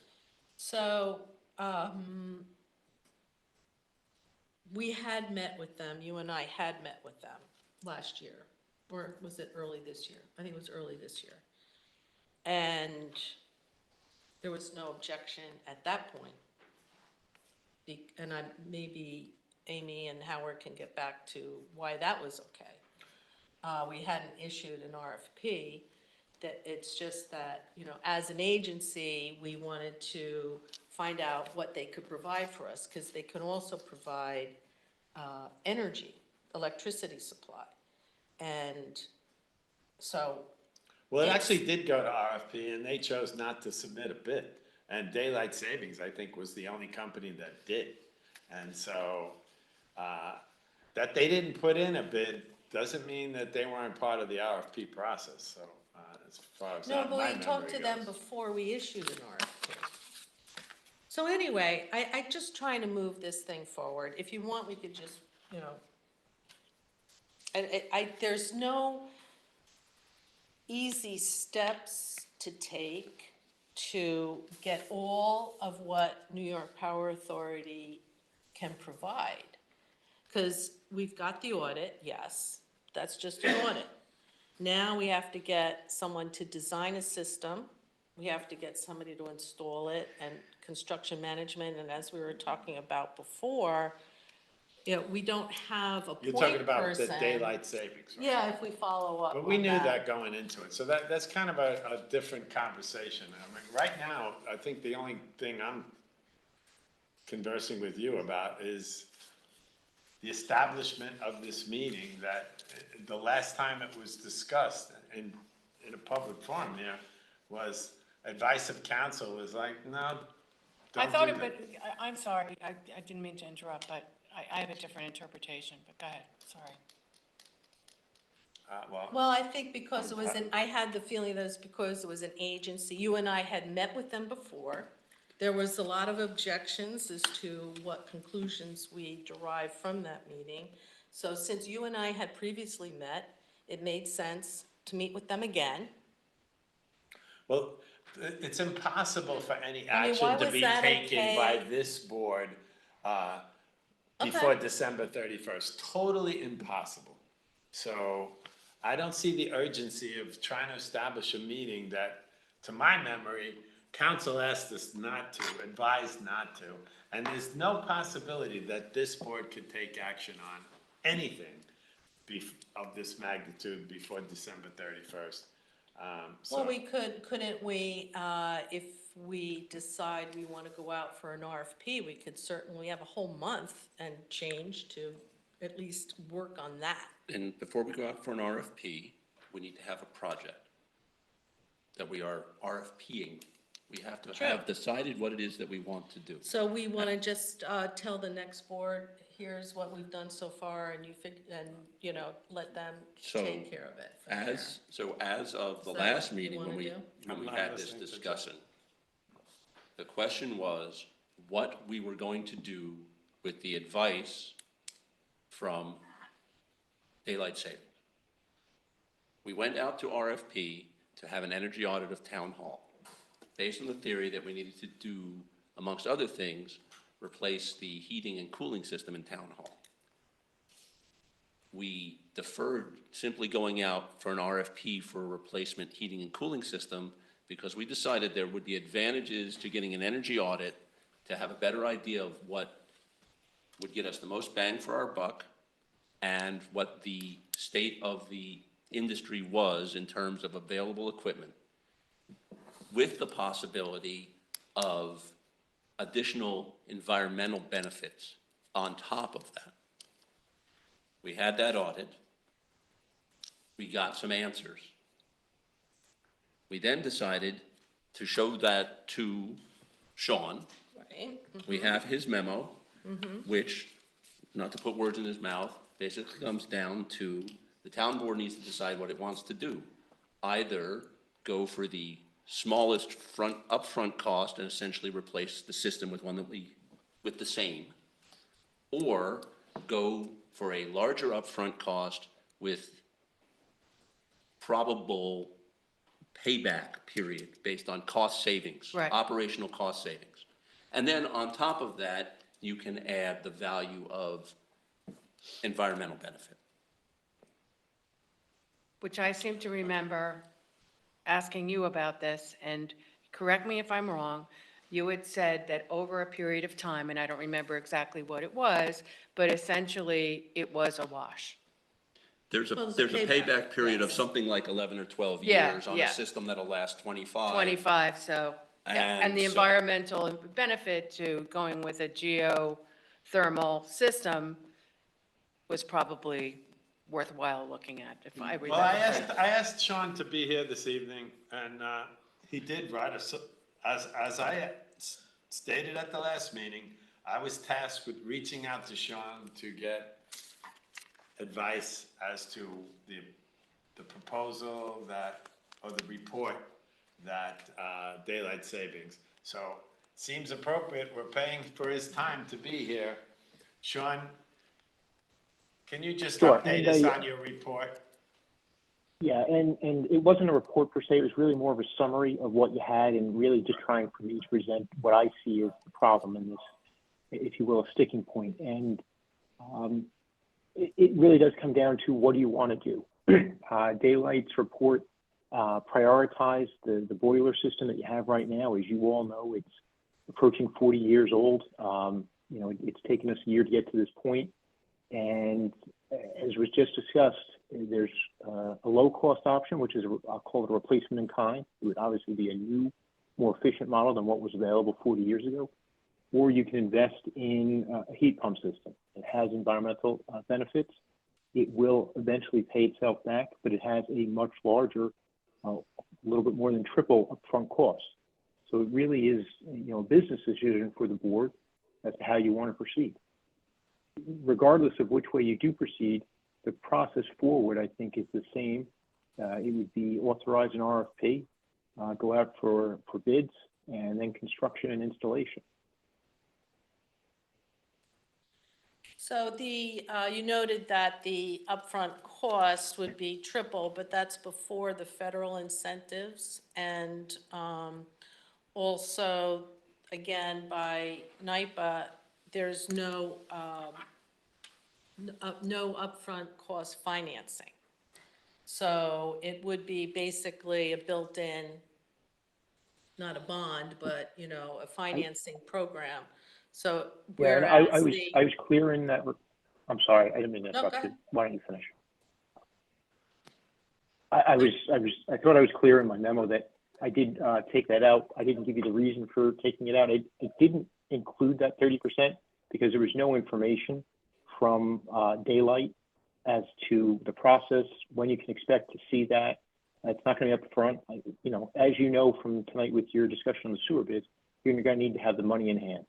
So it would be, you would need to have, in Daylight's estimation, 188 in hand to proceed with that option. And that's fine. If that's what the board wants to do, that's your prerogative.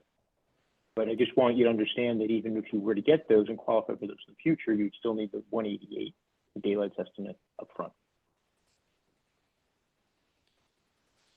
Can't sign the contract if you're not 100% assured being able to pay the bill, right?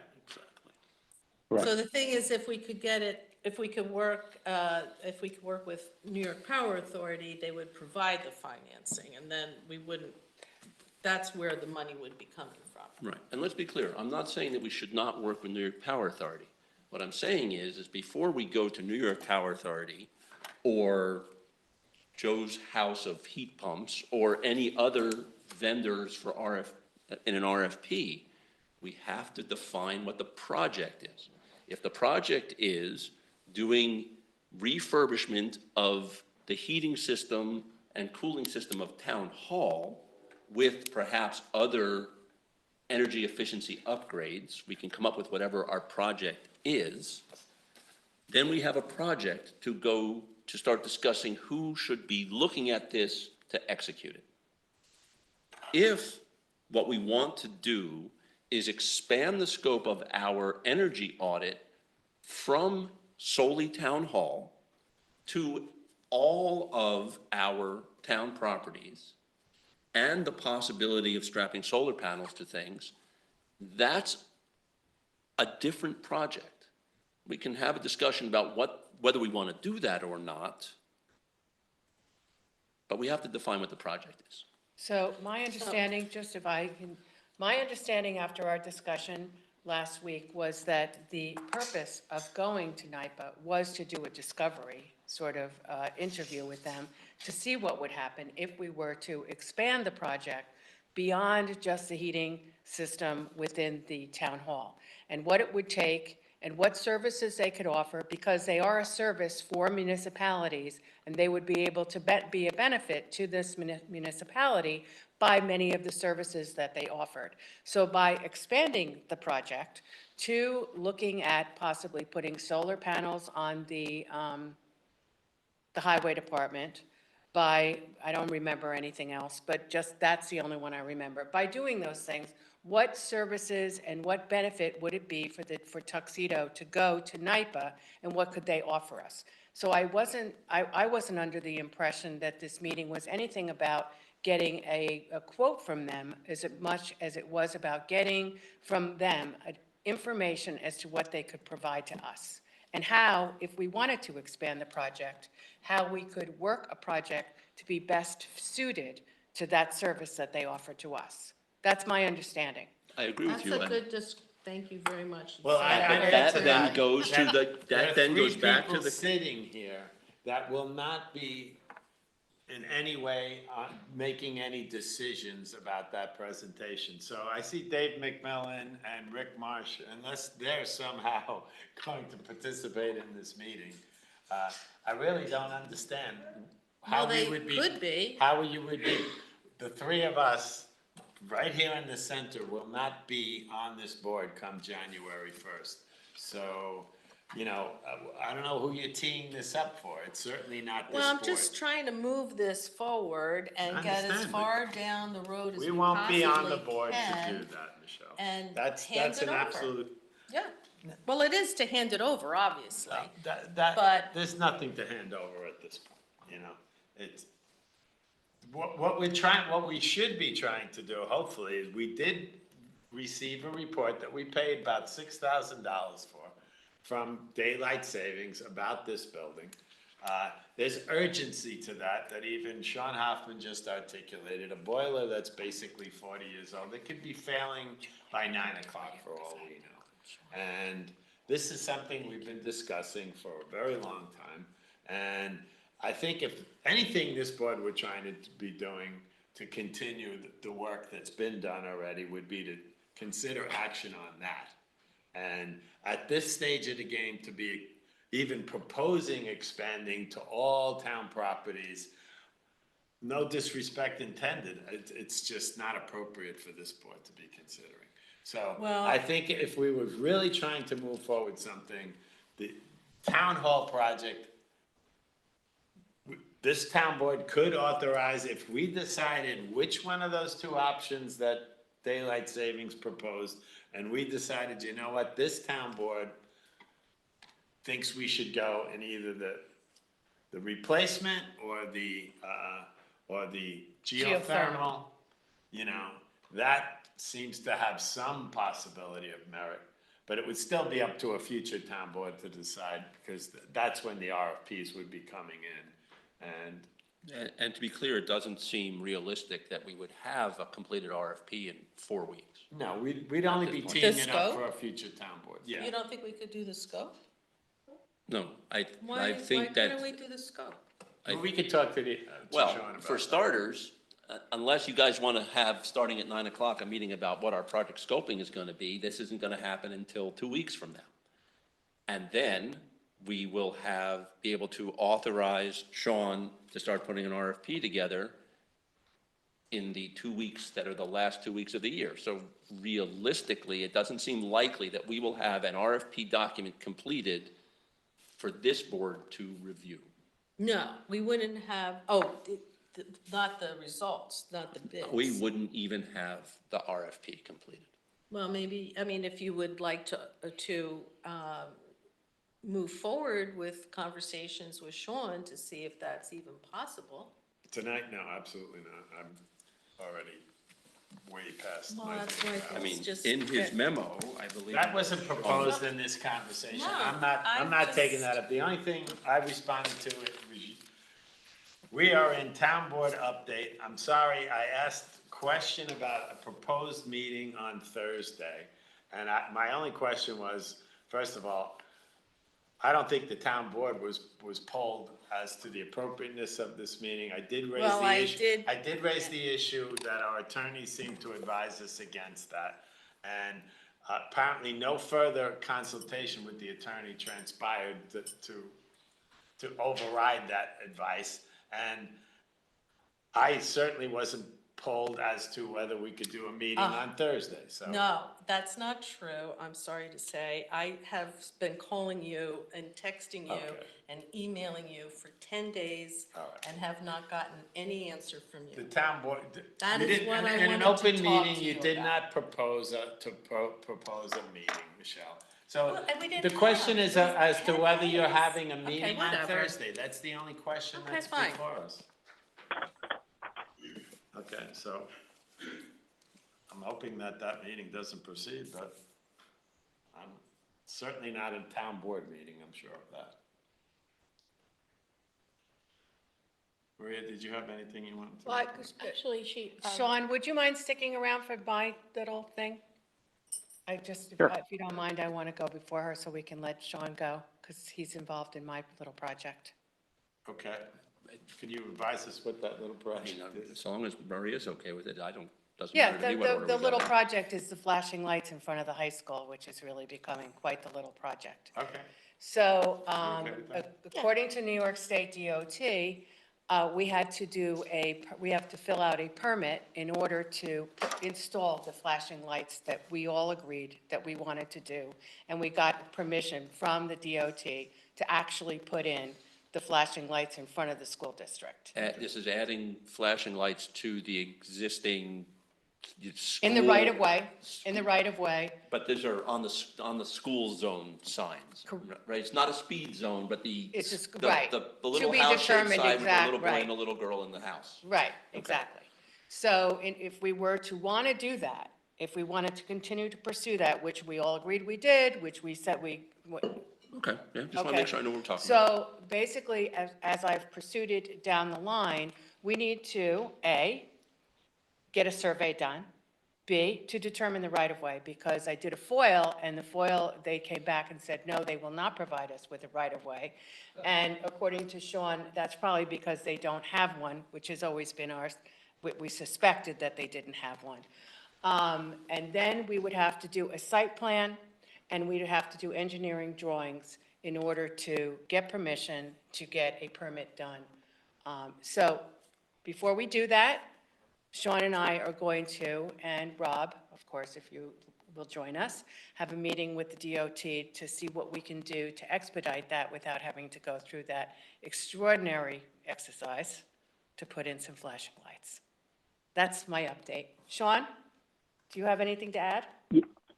No, this is only comes into the one email you had sent to me. You talked about the right-of-way mapping.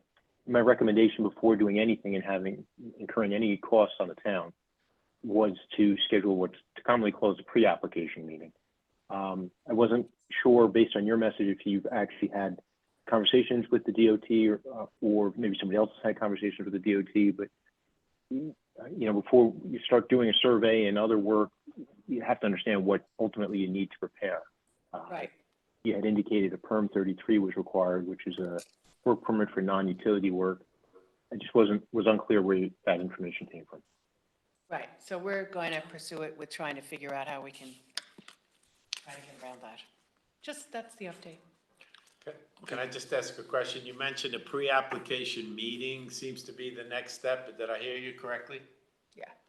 That would be my recommendation. Sure, you sit down with the people at DOT who are going to review your permit application and find out what they want. It's almost like what you do for a TAC meeting. Would that have you in attendance? Who would be at that meeting? It's up to the board. I'm more than happy to attend. I've attended many meetings like that at DOT. I'm confident that everyone on this town board would like to see this move forward. Just as you stated, we want to make sure it's clear before we go into any expense what the DOT is going to require. And so you're asking for a pre-application meeting. Deirdre just gave a pretty detailed list of steps to get there. And I guess maybe the two of you could just verify if we schedule that meeting, what are the talking points? What do you need to bring to that meeting to make it as effective as possible? Yeah, I think we pretty much know what to do.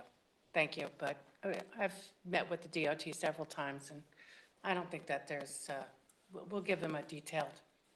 That's fine then. Outlet. There's no action required by the board, so. No, it sounds No, like, as long as it's a. just giving you really an update of where we are in the process. And we did involve Sean, so which I thought it would be good to bring him in to just let you know that we've reined him in as part of the expertise that we need to get this project done. Okay, sounds reasonable. That's fine. If you don't have anything else No, for thank me, you, I'm going Sean. to say goodnight. Good night, thank you. Good seeing Thank you, everybody. Sean. Thank you, Maria. Sure, no problem. So one of the board members, I think it was Michelle, she wanted to know exact details about ARPA. ARPA is the American Reinvention Recovery, right, for public funds. So, project. So so far, this is what we have. We got $304,000, 614, and we spend in the first year, 32,000 on the water filtration system for BSE, well and water, and we spend $34,000 for the Zoom room equipment and installation. And so this year, we spent $31,947.58 for the inliner solutions. Right, that's the camera work. Right, and we spend $250 for Schmidt Wholesale Sewer Test Ball plug, and we spend $1,087 on Calhoun and Nanini Quarry Granite for sewer repair, and we spend $14,500 on corrosion products and equipment for flow study, And finally, we spent $12,500 on Hudson machinery, sewer cameras for scoping lines. And so the remaining total for the money that we got is $177,707.20. So that's ARPA. Do we have, I'm sorry, Excellent. do we have there's a time limit on when we have to spend this Yes, money? we have a time limit of 2020, has to be spent within the 2024 year. I believe is, you have the whole year, but if you're gonna go beyond that, it can be, extended, but that's not an easy process. So I would say we should spend the money. So in to that 2024. point, I just want to tie this back into what the board, my task working with our finance department related to the repair of the sewer system. You know, we were going to analyze what the fund balance was, but I'm also of the understanding that this board is committed to using these funds to make that total. Yes. So I just want to be clear on that, so that I don't Yes. get surprised in 2 weeks to think that that's not what we're talking about. Yeah, and Well, I was wondering, the reason why I was asking is whether some of that money could go towards the new heating system at Town Hall. Again, my question is, are we committed to, because we've discussed this yeah, several we've times in discussed the it several past. times. And That all the of it- memory of mine is that now we are committed to using this money. for And this also, purpose. you know, I mean, that, the heating system is gonna be down the road somewhat. If, I believe the, April is when we have to file the next, we file every year in April, although that now we can file as we spend. So the government knows all of this that we've spent already has been filed. But I think by April, we should have a pretty good accounting to them of how we've spent this money. So it's not the whole year ahead. It's just, you know. Again, But I we just did wanna talk state- about this. We I did talk just want about to this. state that we've been working more than a year to try to develop a plan to remedy the sewer system problems. And it looks like we're on the cusp of launching that. And if we actually go ahead with a bond, then you will have options. But we need to be able to assure that we have the money in hand. So the bond will, we may not be using any of fund balance or ARPA if we end up getting a bond for $900,000 and take care of that work, then there will be options. But we cannot move forward on the thing we were just discussing without being able to solidly say we have the cash in hand. Yeah. And Well, we we have the talked same about that problem with the earlier. heating No, system. but we talked about this earlier, so let's not flip-flop on it. All right, so I'm not done, however. So we did have a turkey trot in our recreation department. It was a huge success. It was a beautiful day. We had about 50 people participating. And also we have on December 1st, I believe at 5 o'clock is when it's going to start, is the tree lighting in the train station. And I believe there's gonna be a movie following that at the library. And then we have the menorah lighting, and I honestly didn't write the date, but it is on the website. Do you have it, Marissa? Monday the 11th. Monday, the 11th. So, and that is also at the train station, so, and finally, the girls in the volleyball team did go to finals, and, you know, unfortunately, they didn't win the state, but they, did a really, really great job. They and got we there. were- They got there, and we were really proud of them. And I proposed that the town board write a letter to them, congratulating them for their efforts, and that's a real honor to get to the point, you know, where they got, so, Would you take on that task? sure. Yep. I'm sure we all authorize that. Yeah, well, I'll write It's it and then we unanimous. all sign it, yes. How about that? Isn't that nice? And that's it about it for me. Okay, Michelle is thought of something else. to Yeah, say. I'm sorry. In our email exchanges over the last day or two, we decided to move ahead with filling the vacancies on the 2 boards where there are vacancies. No, we did not. We can have a Nope, that's discussion what- about it. We Discussion. can have a I discussion thought- about it if you want, but two I things. thought First of all, no, Ken- we didn't decide on anything. Well, And I have an second of email from all, Ken. we cannot do business via internet. All right, okay, so.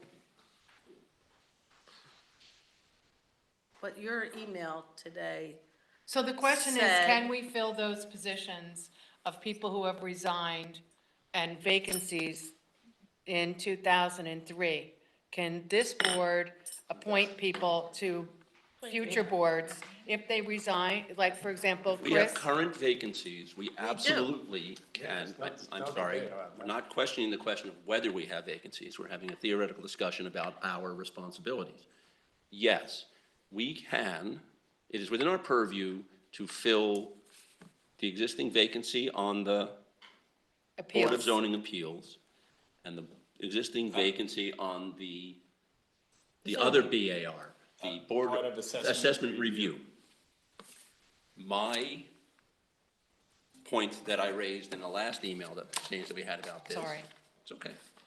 Is that we certainly can do that if we follow our usual practice of advertising for those positions.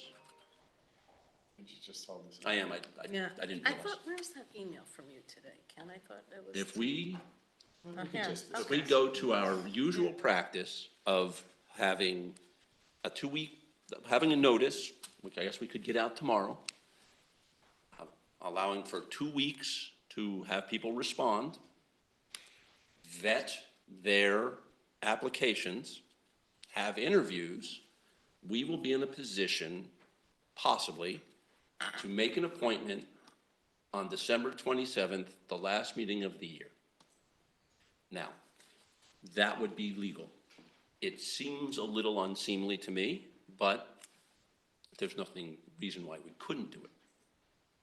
We could also decide that our process of about a month of advertising, vetting, and review isn't actually necessary, and I believe that it's not, and we could appoint Jerry today. I don't know if you'd get him to sit in the seat, but you could appoint him. Or any other person. But, what we have to do first is decide what we're gonna do. Well, we have a vacancy since September 30th and another vacancy since October 26th. And I've been bringing this up, but, yeah, time's gone by. But I think it also helps the next board to have full boards to start the year. So the one position with the zoning board of appeals, yeah, you're asking me what did my email say? I said, sounds like the Post the action vacancy. needed is to post the 2 vacancy and see who applies. Yeah. Okay, so that, at best, we'd be getting applications by when, and I don't envision us on running interviews. So here's something, we can consider, is anybody on this board that's not gonna be on this board interested in these jobs by any chance? I mean, would you consider being on the, Board of Assessment Review or the ZBA? Because, I'll be clear, I'm not interested in those seats, but I do have 2 colleagues on my left and my right that will not be on this town board.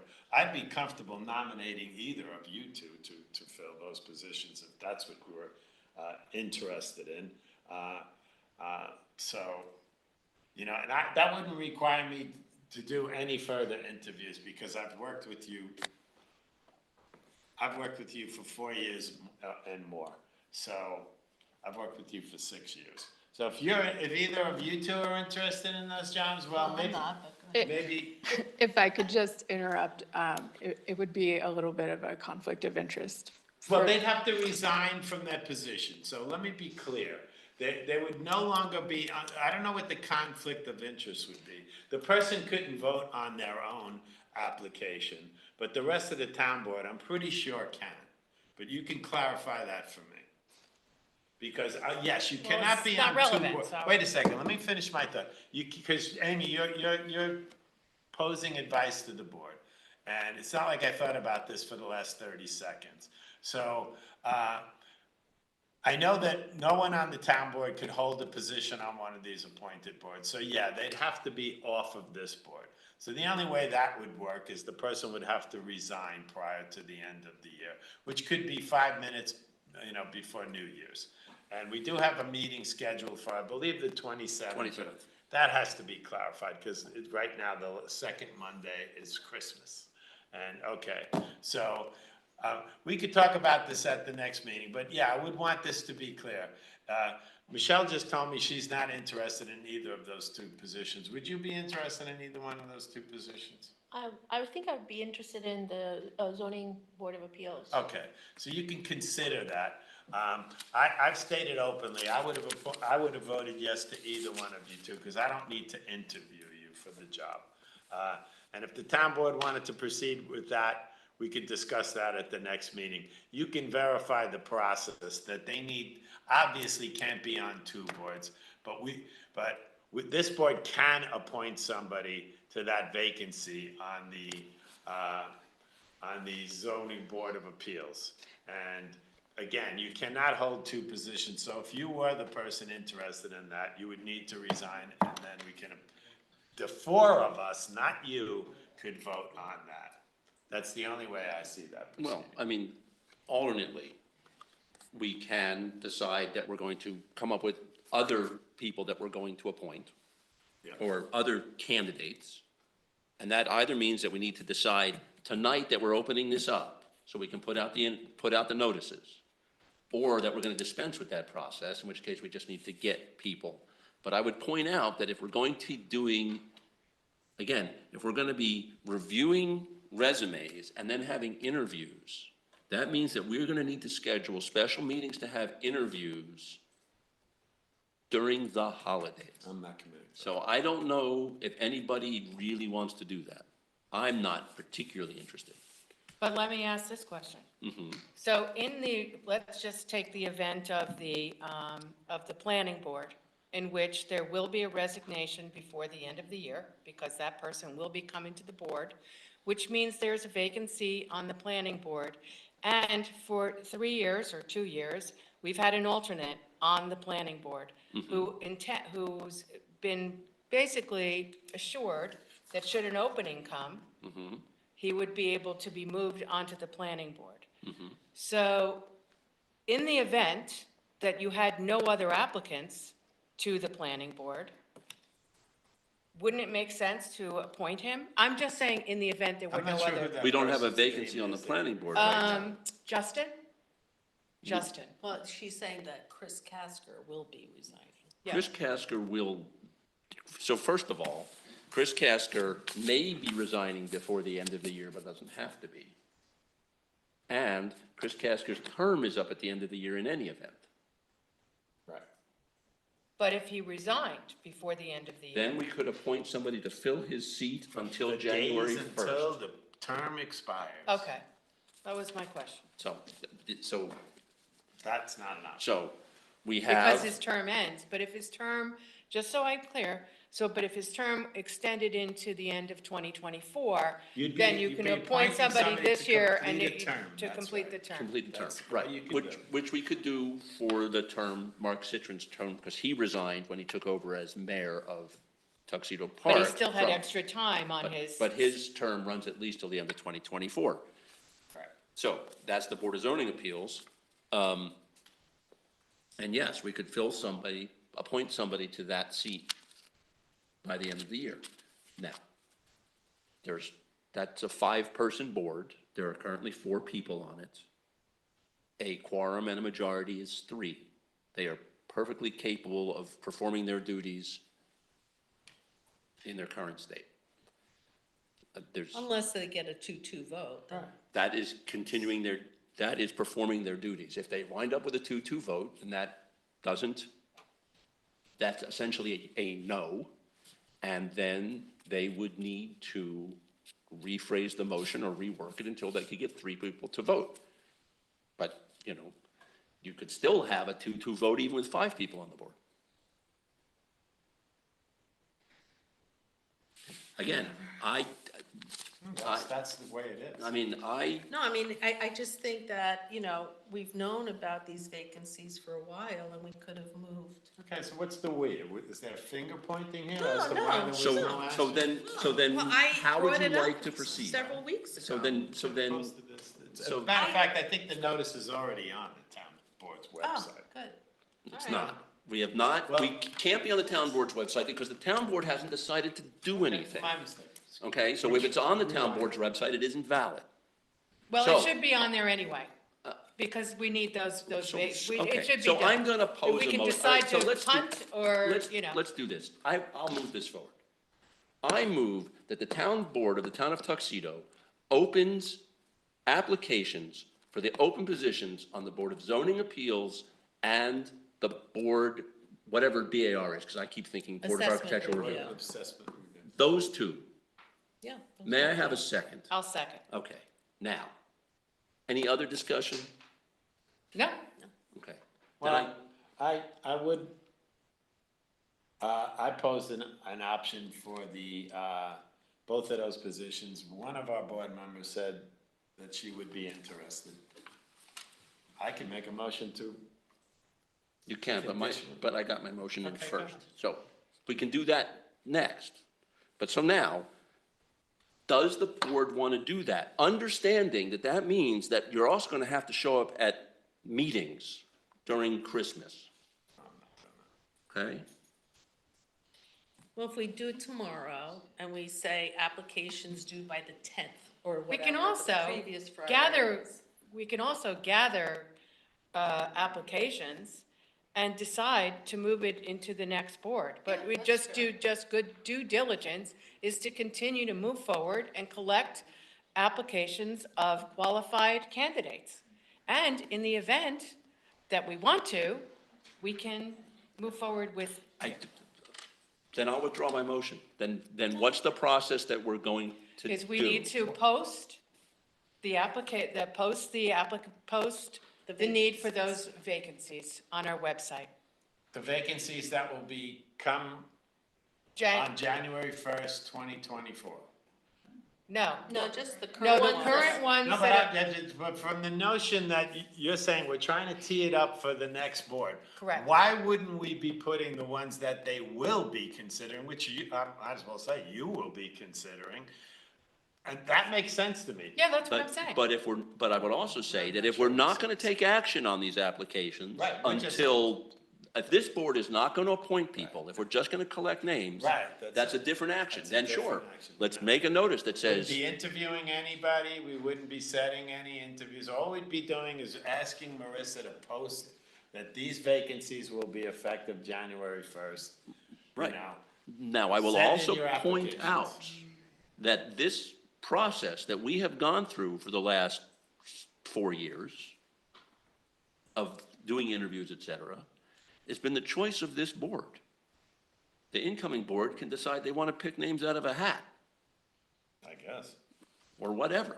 I mean, I'm not saying that they're going to do anything illegal or immoral against the Constitution, but they don't have to follow the same rules, all the same rules that we have set for ourselves. They have to follow the rules in town code And state law. and state law, but the process that we have set for ourselves, we don't have to do. State law.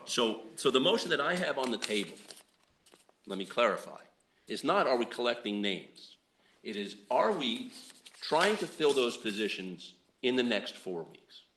The vacancies only. The 2 vacancies that we are empowered to fill, are we going to advertise, collect applications, review applications, and hold interviews, and make a decision in the next 4 weeks? No, I think we should collect applications and let the next board choose. Well, that's not my motion.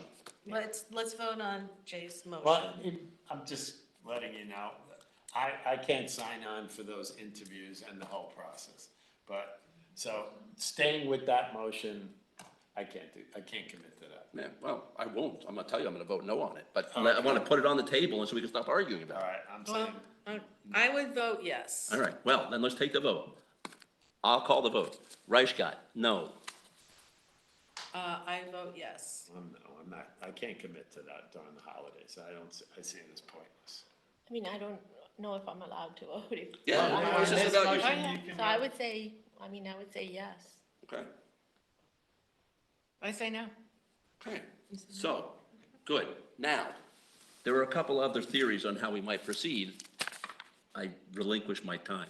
I said, this board can appoint somebody to fill one of those two vacancies, that I don't think there's any doubt about that.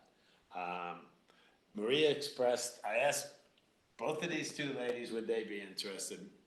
Michelle, unless I've had brain damage, I think I you said said no. Maria, I think you said yes.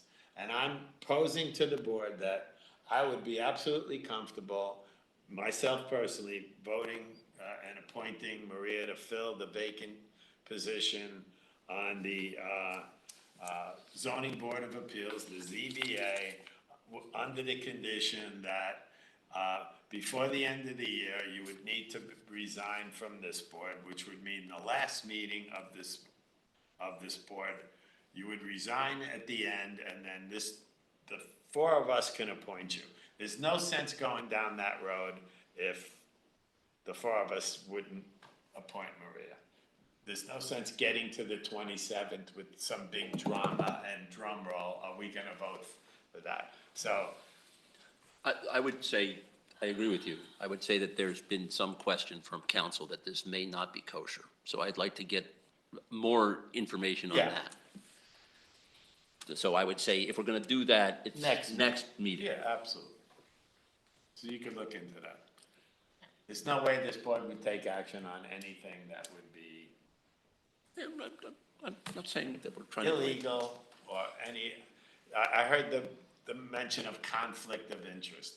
I could see that Maria couldn't possibly vote for herself, so that's the conflict of interest I could Well, she'd understand. have to resign to be voted on. Absolutely. Correct? That's exactly the conflict of interest, though, is that you can't vote for yourself. Right. Or the board can't vote for the, board members. Right.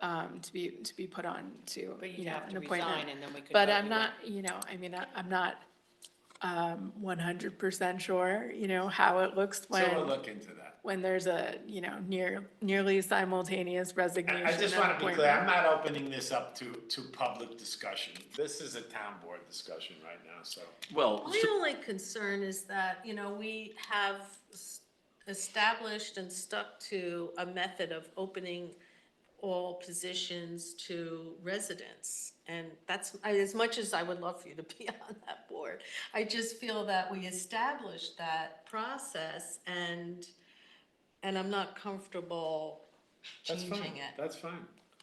It's also been pointed out that we've established a process that's not I know. legally binding. So Yeah. personally, you saying you're not comfortable with it, that's fine.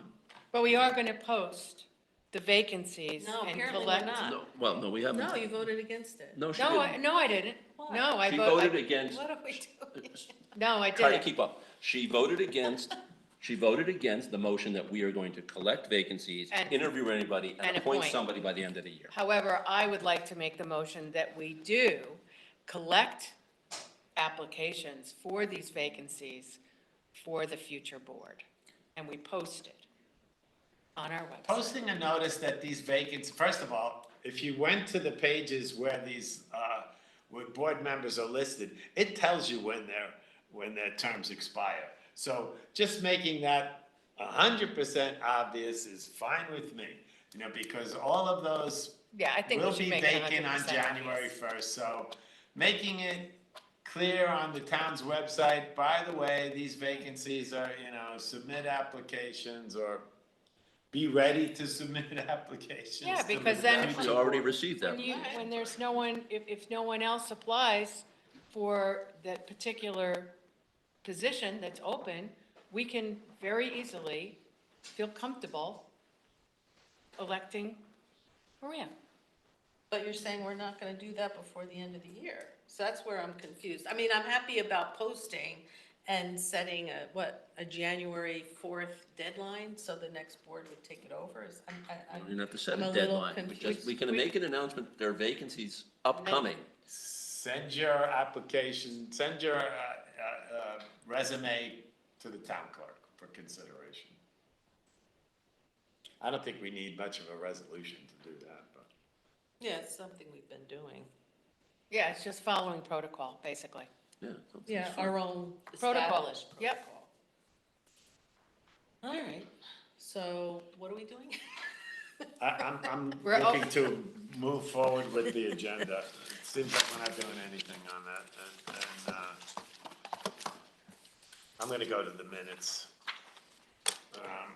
I'm gonna make a motion, ask for a second, to accept the minutes of the regular bi-monthly town board meeting held on November 13th, 2023. I'm making the motion. Do I have a second? I'll second. Seconded by Michelle. All in favor? Aye. Aye. Vouchers. Below are the vouchers totaling $5,000 or greater. You have them in your pocket. I'm not gonna read all that. I'm gonna make a motion, ask for a second, that the following vouchers, having been audited by the town board, are hereby approved for payment. Claim numbers 201, 292, 2447 through 201, 292, 2512. Do I have a second on that? She'll second Seconded by Maria. Any further discussion on that? All in favor? Aye. Okay, so we did, We got public comments left. Looks like we have one hand raised. yeah, that's, if it has to do with discussion on Well, we have public comments. public comments, okay. Public comments, any public comments? None. How about from virtual land? Mary, you seem to have your hand raised. Is it still wanting to be raised?